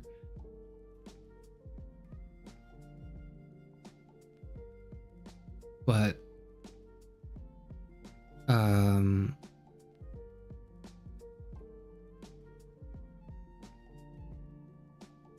I'll have to, I don't know anything art like. I have no talent. Can you tell that I have none of this? Well, I set it up in the sense that like I put it on, like I figured out the technical stuff. I didn't figure out any of the art stuff, any of the design stuff. All of the credit for all of those things goes to our team. I don't know shit. If you asked me what color Karis Ufrenor is, I'd go like, I don't know, gray, yellow. And that's like the extent of how much I could talk about my model, like from a design standpoint. It's just not good. I fear February will do things to the statistics. I want to make sure I don't lose all the men in February. That's what I want to make sure. That is actually the primary goal of February, because I think it would be too easy for me to lose all of this all of the heterosexual men in my audience who tend not to care for things I'm currently planning for. And so one of my goals is like, how do I make sure they don't leave? I'm figuring that out. I'm in the process of figuring that out. I think I know what I will be doing, but that's for me to plan and for you to find out. being profiled, you should play Infinity Nikki. I'll play it when my Kamiyoshi plays it, okay? My Kamiyoshi has claimed, and I see this clip everywhere, like my Kamiyoshi has claimed that the game seems fun and he'd play it. But Star was like, that's a lie. You say that about games, but you don't actually play them, and he actually held him accountable. So if has he played it? Has Gemma played it yet?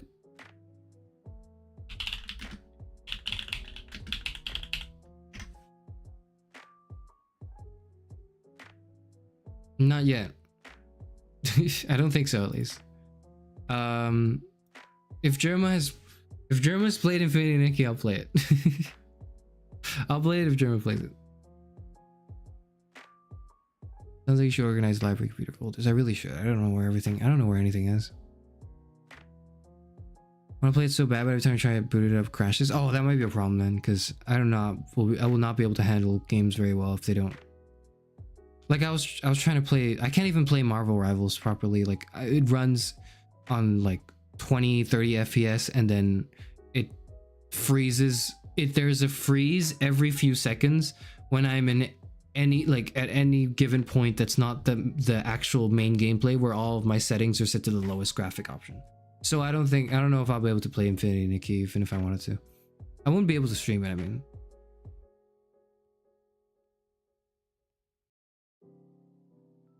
Oh, you mean like on phone it crashes, so right, fine. We'll see. I will transition to keep the men statistic up. Don't worry, I got you. And you're gonna be heterosexual as a man? I don't know. You all seem kind of queer to me. Like all of y'all. Everyone in my chat, like maybe not 9, more than 50% for sure. Some kind of gay. There's some kind of flavor of gay in the audience. It has to be. That's the vibe I get. I don't know if I can profile a specific person or people, but the vibe of my chat is more gay than it isn't. That's what it is right now. Why? There's a variety of reasons. I think you have to be somewhat there are several filters. You have to be somewhat progressive to and well-minded to be interested in certain things I talk about. You have to be if you're a heterosexual man, you are statistically likely to never click on a male VTuber thing just because like statistically speaking, this is probably not gonna happen. And so like what's left is in my audience is probably people that and then you add that to like all of these people enjoyed the class of 09. Like, okay, I think I can figure it out.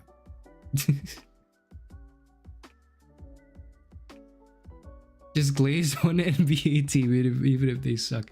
I don't watch any sports, man. Like I am an extremely, I don't know, I'm not that relatable as a dude. I think like one of the troubles I have is like connecting with really like masculine guys, like really masculine guys, because it's like I don't have that much in common.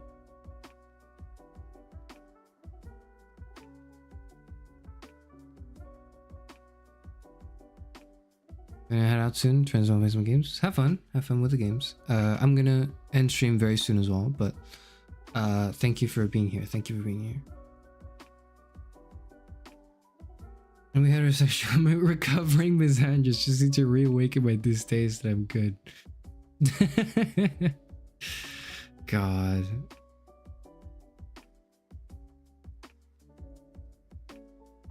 Could be a male podcaster, maybe. So here's okay. Oh man, I'm just giving away all the secrets now. Well, not secrets, but I'm giving away all the plans I had. All right, one more thing. I'll talk about. That's like a spoiler for the future that I have in my mind right now. Is like one of the ways I plan to retain or even like connect with the more like male part of the audience during February is probably actually some amount of focus.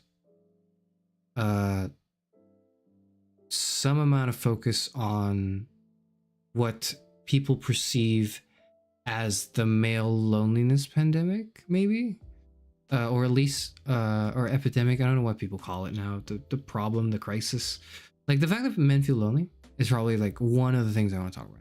probably. In a way that's helpful and informative and not like, you know, just right-wing grifting. Because I do think there are meaningful things to say about how culturally why it seems as though certain men find themselves to be in less fortunate social situations than an idealized version of the past they have in their mind, where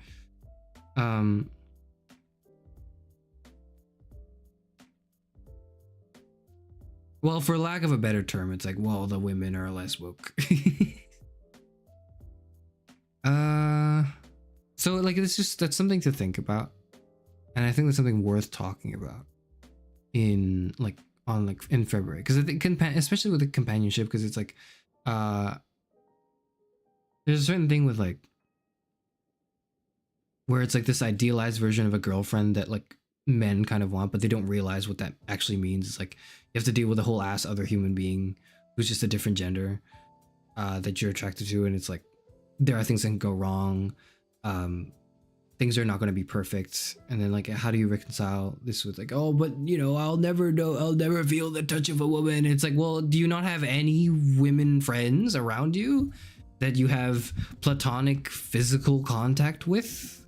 And I do mean platonic, right? I don't mean like, oh, do you have girls hanging around, cute girls that will like kiss you? No, that's not what I mean. I mean like actually just, I don't know, like sisters, or like mother, or like a mother, or like, you know, just friends that are not, that like view you as a friend too. I don't know, just stuff like that. That's so why is there such like a big push?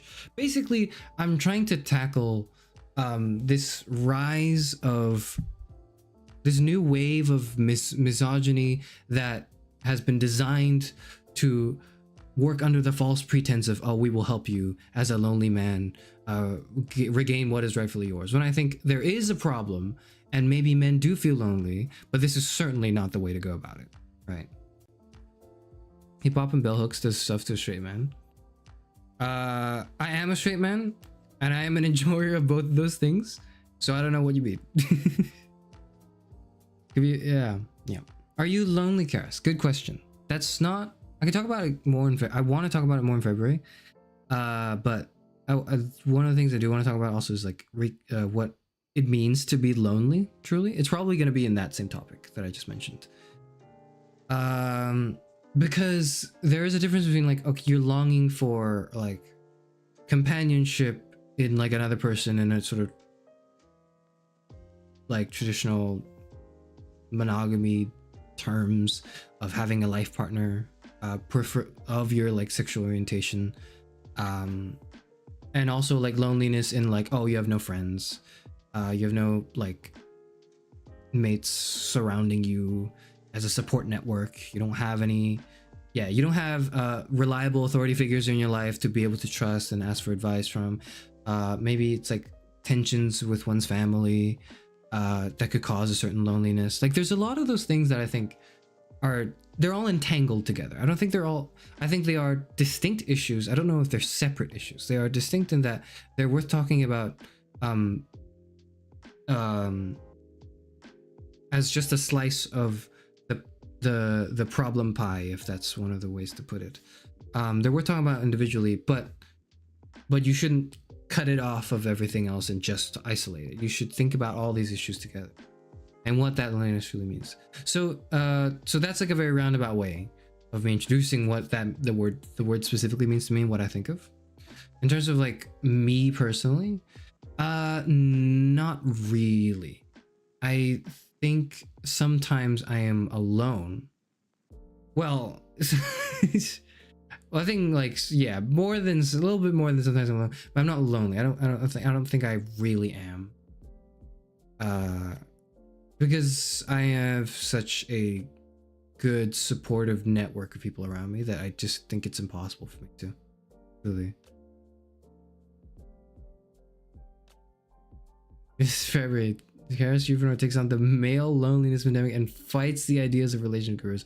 I want to fight all the relationship gurus, man. You have no idea. I want to wage war on every one of them. I want to just they make me so angry, not just because they're spouting their bullshit, right? And it's like, you know, they're selling books and just saying things that don't make sense or unreal or whatever. Like, not only are they doing that, but they're profiting off of the people who do really need help. Like these lonely men who are probably misogynists, probably assholes, you know, probably just not very well adjusted.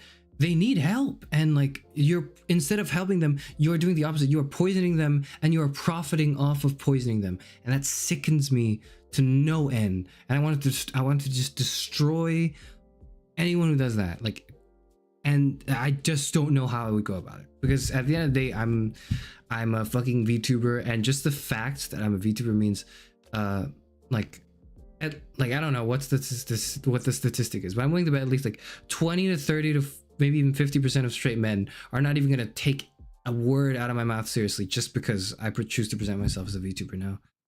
Even if like they wouldn't even bother to care for any of the reasons for that. I don't know. To eliminate the incels. That's not. I don't want to eliminate them. That wouldn't solve any problems. You can't eliminate incels because more will be created. That's not how it works. I want to give them a chance at life, because right now they're getting destroyed by these, like, you know, by all these people looking to take advantage of them. That's what I want to do. It's an admirable thing to want to do. Thank you. Yeah, it is, like, but it's also like, you know, I can't just be all talk. I can't just be like, oh, wouldn't it be great if we solve these problems? Like, these problems are terrible and they plague the youth and whatnot. I can go about saying that, but until I'm actually doing something that would help, I'm just speaking of a problem but not actually addressing it.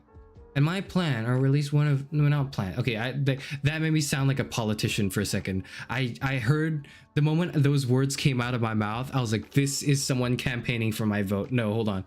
Let me rephrase myself. And one of my goals personally in life is not only to say the right things, but to do them as well, which is a lot harder. It's a lot harder to do the right things than to say it.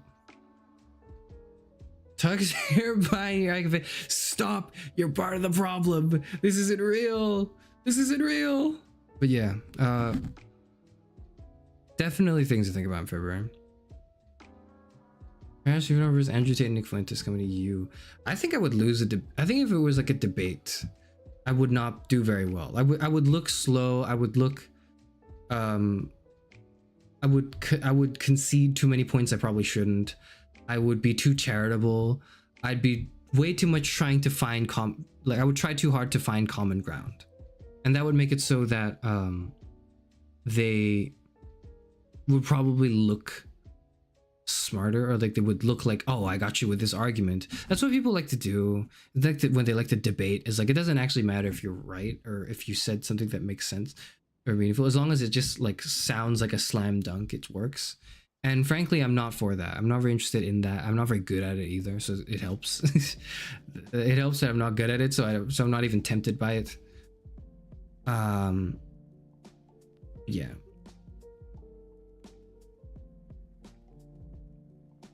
I don't think it would work out if I had a debate with them. Only I can fix that is probably an important phrase to keep in mind. Oh, it is. It is definitely. Okay, one of the things I do want to talk about is like the Ryan Gosling memes in February. That's what I want to do. I want to talk about Ryan Gosling memes so badly because I find them so. There's almost like a weird sort of like, it's a little endearing almost when I see like a Ryan Gosling meme and like because it's less like, because the Ryan Gosling memes to me, right, when I see them, it's also usually used to express like, oh, he's just like me for real, kind of like, and it's very much like a straight men looking for love in the world type like meme as well. It's often what Ryan Gosling memes are used for, but it's less like, oh, these women are terrible and things are not right, and it's the woke, either too woke or whatever. It's more like, man, I don't care about any of these politics. I don't know about any of these things. I'm just lonely and I just want someone to be around with me. And then like, but it's always very like kind of supportive, like, don't worry, man, one day you could do it. And then I don't know, maybe I'm looking too deeply into the Ryan Gosling memes, but like the Ryan Gosling memes strike me like that, strike me as like the more than anything, it's like solidarity, and I think that's good. Here's bands lonely men to the romance literature section of his endless library. I wouldn't do it to the worst of my enemies. I don't like the romance literature section of the library. I don't like it at all. Which is why I'm thinking about doing this whole February thing, actually. Is part of the reason is because I don't care for romance. I don't care for any of these things. I don't engage in these things personally very much. I don't like watching romance things, rom-coms. I talked about it a little bit like a few streams ago, but like the only rom-com I've ever enjoyed was like Kaguya Love is War. That's like the only one I've ever enjoyed. Everything else that's like a romance or like a rom-com or anything like that, I disliked. I don't mind romance in my stories.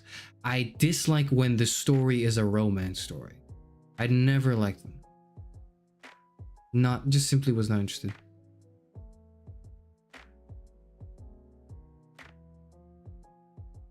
The debate epidemic is part of the male loneliness epidemic. There's definitely like an overlap. There's definitely an overlap between like debate bros and like that culture.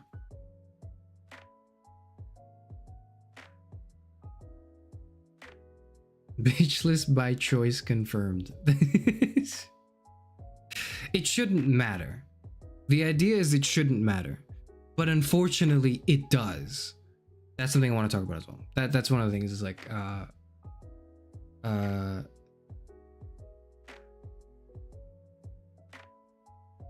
I don't know. I'm struggling with how to title it.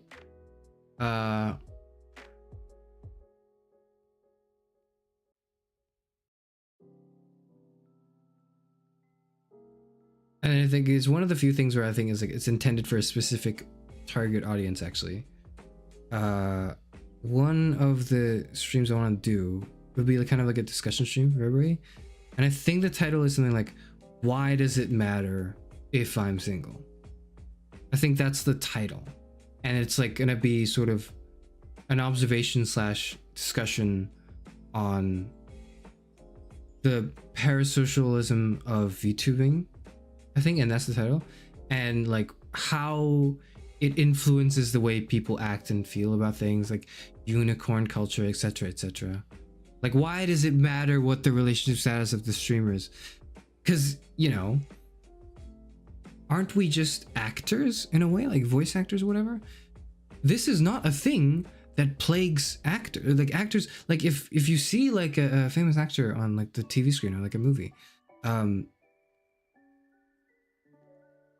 like people don't have a problem with those actors being married or dating other actors probably, nor do they when it's a voice actor. So why when it's a VTuber does it feel almost taboo right now? It's kind of weird. You didn't like Romeo and Juliet? I thought it was fine. Romeo and Juliet's super overrated. You must not have seen Kimi no Todoroki. I've not watched a lot. So the reason why I'm asserting so much that like I've rarely enjoyed things from this particular like area is because I haven't seen a lot of them. Can Princess Mononoke count as romance? I don't think it does. Not to me, at least. Is Romeo and Juliet technically a satire criticism? I don't know if it's like a satire. I read it more just as a tragedy. I just read it as like an ironic tragedy. That's how I read it. And I thought it was like fine. Like it was okay. And then when people started going like, oh, I want to be the guy from Romeo. I want to be Romeo and you can be Juliet. No, that's not romantic at all. It's like people romanticizing the Titanic. No. Can't be right. Romeo and Juliet's. I have no idea what that is. It's like all I know is that there's a gnome version. I don't know what the difference is. I'm not. That's what Shakespeare had in mind when writing it. Same for idols and idol culture. They lose their minds to idols. Yeah, so it's like how much overlap is there between like this and like idol cultures and like idols, and then how much between that and for example pop stars, pop singers, and why is there such a sort of division between the East like to at least in my surface level of observations, right? Very surface level observations. Eastern and Western pop culture, like pop star culture. Because if it's like a famous singer, like a star, in the Western sphere, it's like of course they are dating someone rich and fabulous and just as like, you know, successful as they are probably. If not, you know, they could just be dating someone else, and that's like that's for them to do, right? That's not like that's not earth shattering news either. They're just people having lives. But then if it's like a K-pop star, we're all weird about it. We're like, no, you should be pure and only for me to project my fantasies onto you. Why? Very strange. What's the difference between what's like a celebrity? What's the difference between like what's the difference between Timothy Chalamet and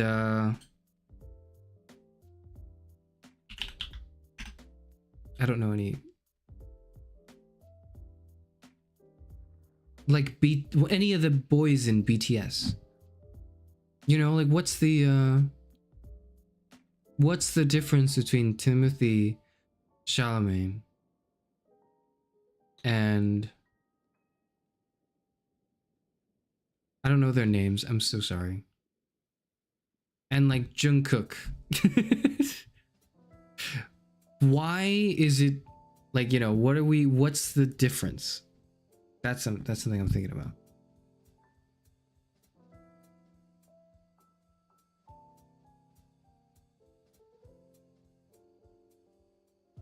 There's some papers on it about the trooper story. As long as the more I thought read about Romeo and Juliet, the more it made sense, even though I don't like it. Interesting. Of it as a satire criticism. That is something I might read into. That sounds interesting. Is hauntology going to be part of the discussion? I'm not familiar with what that phrase means.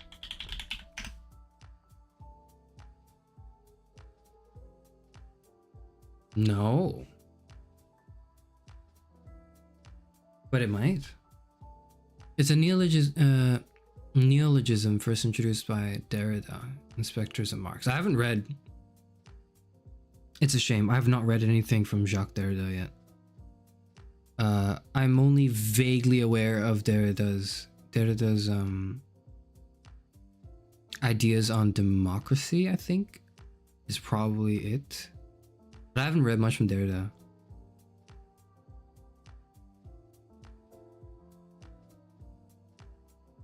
Ontology.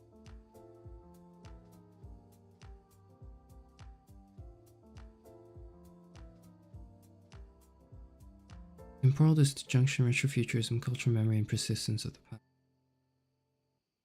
On to Western society from beyond the grave.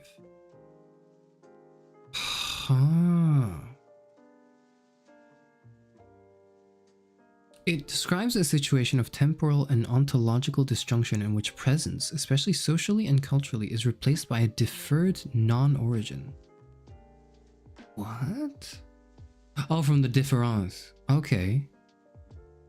Concept is derived from deconstruction, in which any attempt to locate the origin of identity or history must inevitably find itself dependent on an always already existing set of linguistic conditions.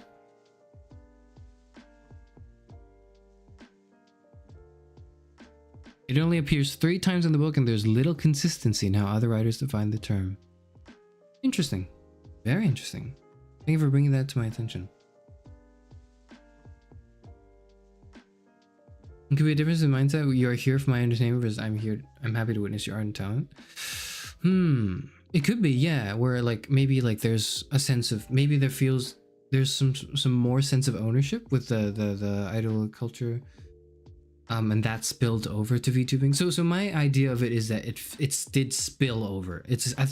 My idea of it is it's a spillover, and it's a spillover in multiple parts because the aesthetic of it being very anime-like resonates with people who tend to consume Japanese culture, and that's, you know, it's more of a thing there. And also the prolific influence of HoloLive,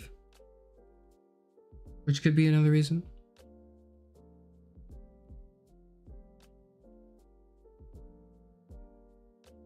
And that spills over into VTubing as a whole because they're like the biggest ones. They're like usually they're the biggest and, you know, arguably some of the best to ever do it. At least, you know, because I am an enjoyer ultimately. I can't just throw shade and be like that's not good. It's like, you know, they should do better. No, I enjoy it. I do like a lot of what they do as well. I don't know. They more manufacture the products almost and treat it like some sort of entitlement. So, like the entertainment industry in general is also kind of like that. I guess there's a bit more of an emphasis on like, I don't know. You could say the same about boy bands which have similar problems.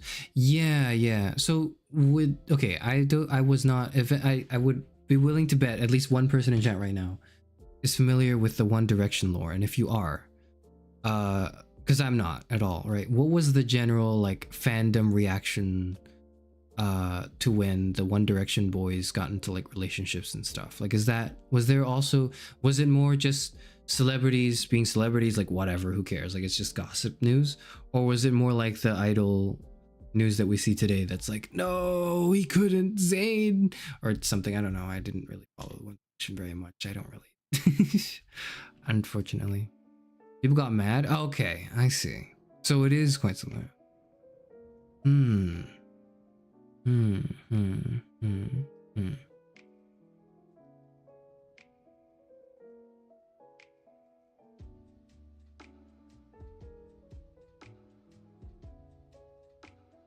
Tries to deny the fact they were in a relationship. Interesting.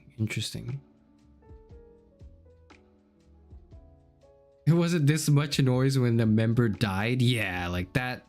I remember because I remember hearing about one of them dying a while ago. Maybe boy bands in for a ton of brozone. Are any of those like members in a relationship, or like if they got into a relationship after the formation and like rise of the band? Like, what was? Do you remember if there was also like a community reaction like this?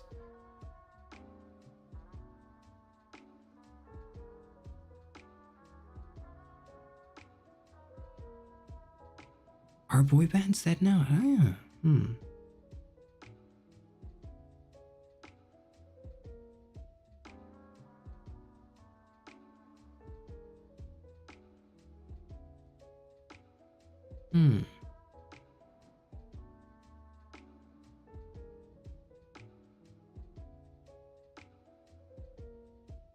Now that I'm thinking about it, yeah. Yeah, no, this might be the thing I do.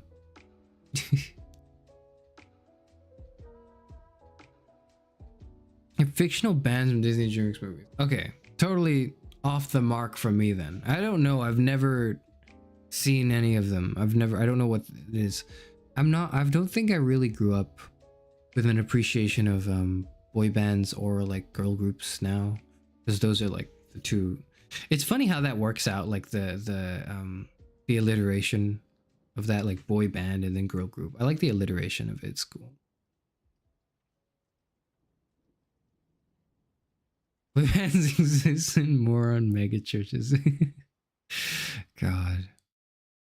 They're more like K-pop bands now, right? I see. But they're not even bands, because they're like, sorry, that's not something I should have said. I don't think that was like right. I think I should have I'm taking that back immediately. I really almost went the full like, oh, they don't even play the instruments. Like, I almost did that. I'm sorry. I almost did that. but you know what I mean, right? Like, they're not like, it's a boy group more than it's a boy band, but it's like, I don't know. Not that it matters, it's just I was thinking about that. I was like, oh, but the alliteration, I want to keep it alive.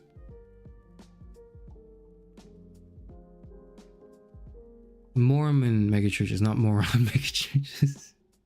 I don't know why a typo was a little funnier.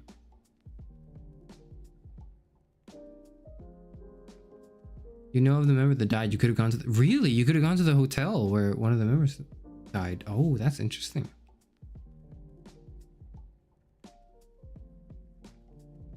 Because it was like, we don't like, because it's kind of weird some people were speculating, why was it a suicide, was it like a murder, what's going on.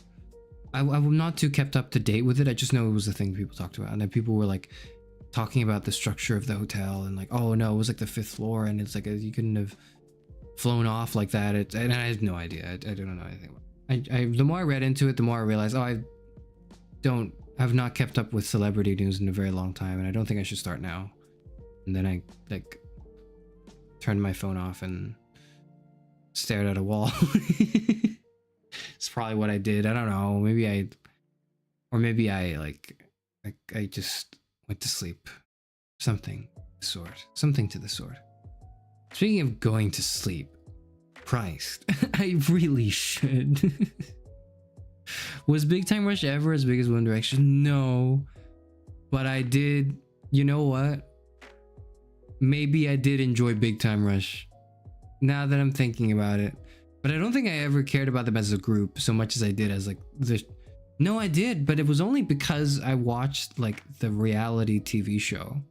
I know they did a comeback like last year or this year, I forget. Very recently. And I remember watching the TV show at first because I had nothing else to watch, and I was like, well, it's like whatever, it's there, I guess. And then I got really hooked. And then I really wanted, and then they like did more music, and I kind of didn't hate it. I kind of liked some of their music. Like obviously it was all very like, you know, the typical,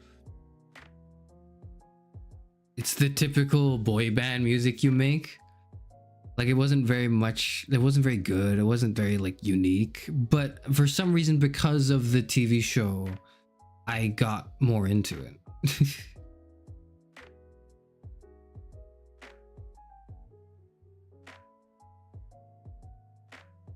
They didn't really have this problem because of the TV show. Oh, interesting. Justin Timberlake got arrested for a DUI. Oh wow, things are happening. Things are happening. Huh.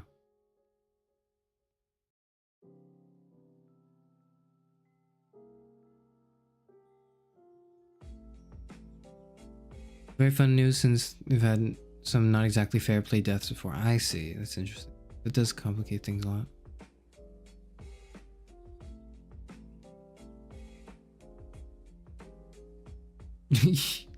You would not like being in a boy band. I can imagine being in a boy band, but I'd have to actually really, I'd have to genuinely really like the other guys, probably, if I were to be in a boy band. I think I could. I think I wouldn't mind being in a boy band. I probably would enjoy the company, but I'd have to really vibe with those people. Like they couldn't just be some other random people that got together. They cobbled together last minute. Like I'd have to have a good connection with these people. People get mad when they find out they aren't dating the co-stars IRL. Oh. What is it with that? Like, yeah, what is that? What is that? That like fantasy that like it's like little, it's like little dolls in a dollhouse. It's like a Sims. It's like I'm playing a Sims game, but I am the Sim. It's like I'm playing a Sims game, but I am the Sim. It's like Germa's dollhouse. Oh man.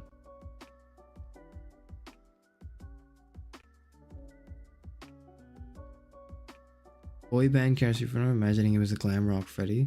I'm not gonna make. What does glam rock Freddy look like? I want to judge if that's accurate.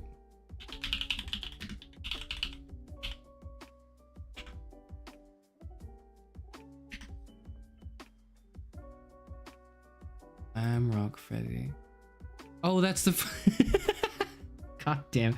I thought this was like a real person. I typed glam rock Freddy. I didn't look at anything else. I just typed in the search bar. I clicked enter. I clicked on images, and you jump scare me with har. How could you? I was like, is this Freddie Mercury? Like, is this a person? Was this like a prolific boy group member?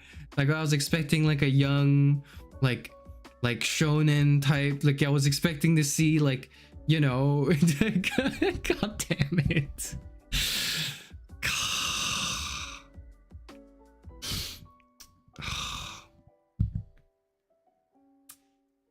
Tisk tisk. I hope you hear that, tisk. Like as like genuinely like, God damn it. I can't believe I fucking Google that.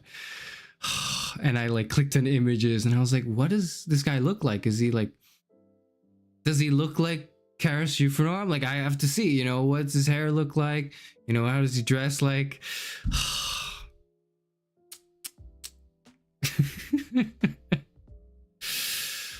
Karas and the fan cams are just playing the triangle, and it's gonna be the best triangle playing you've ever seen. No, it's not. It's gonna be very average triangle playing because like there is a skill to triangle playing. Believe me, I don't have that skill either. God. Anyways, enough of that. Enough of that. It is quite late. What time is it? Oh, that's not good. I'm going to end the stream now. Is there anything else anyone wants to say? Say your piece today. I'm going to leave. No stream tomorrow, probably. I did entertain the idea of, oh, what if I do another stream tomorrow, like a house flipper stream, to make up for the last stream not doing very well. I don't think I will have the time for that, unfortunately. I must apologize. That's not happening.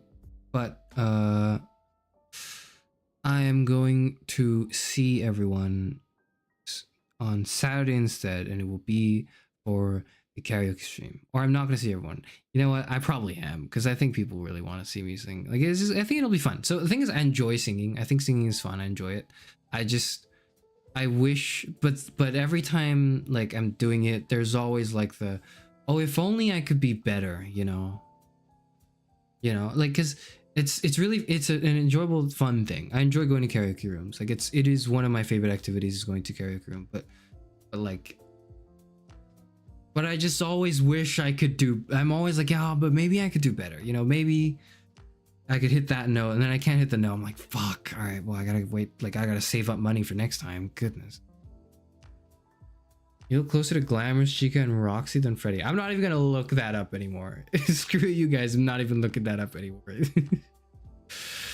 Good night / morning. Yep.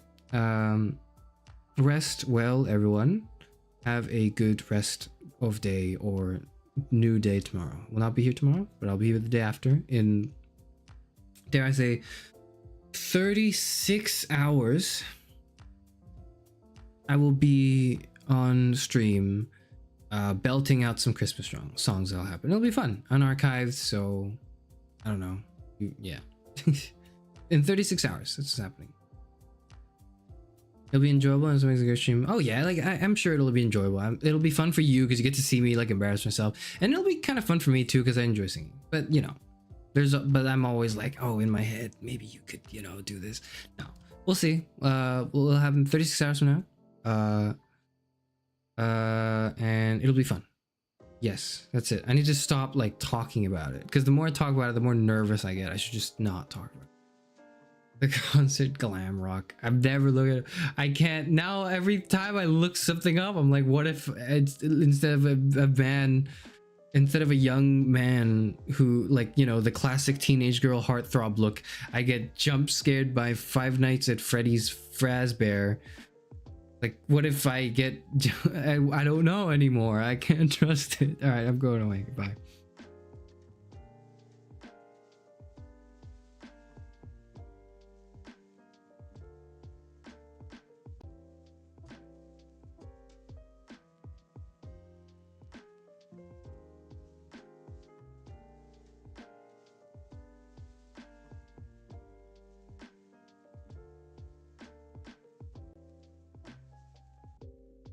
I do want to say one last.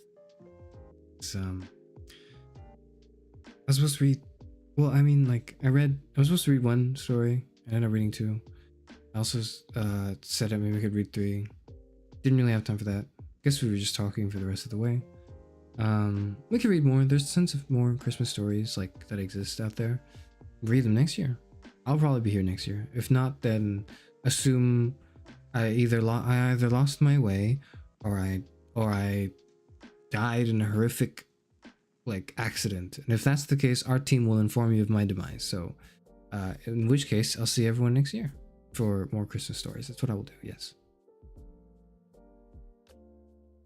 Glamrock Freddy isn't a team. He's not.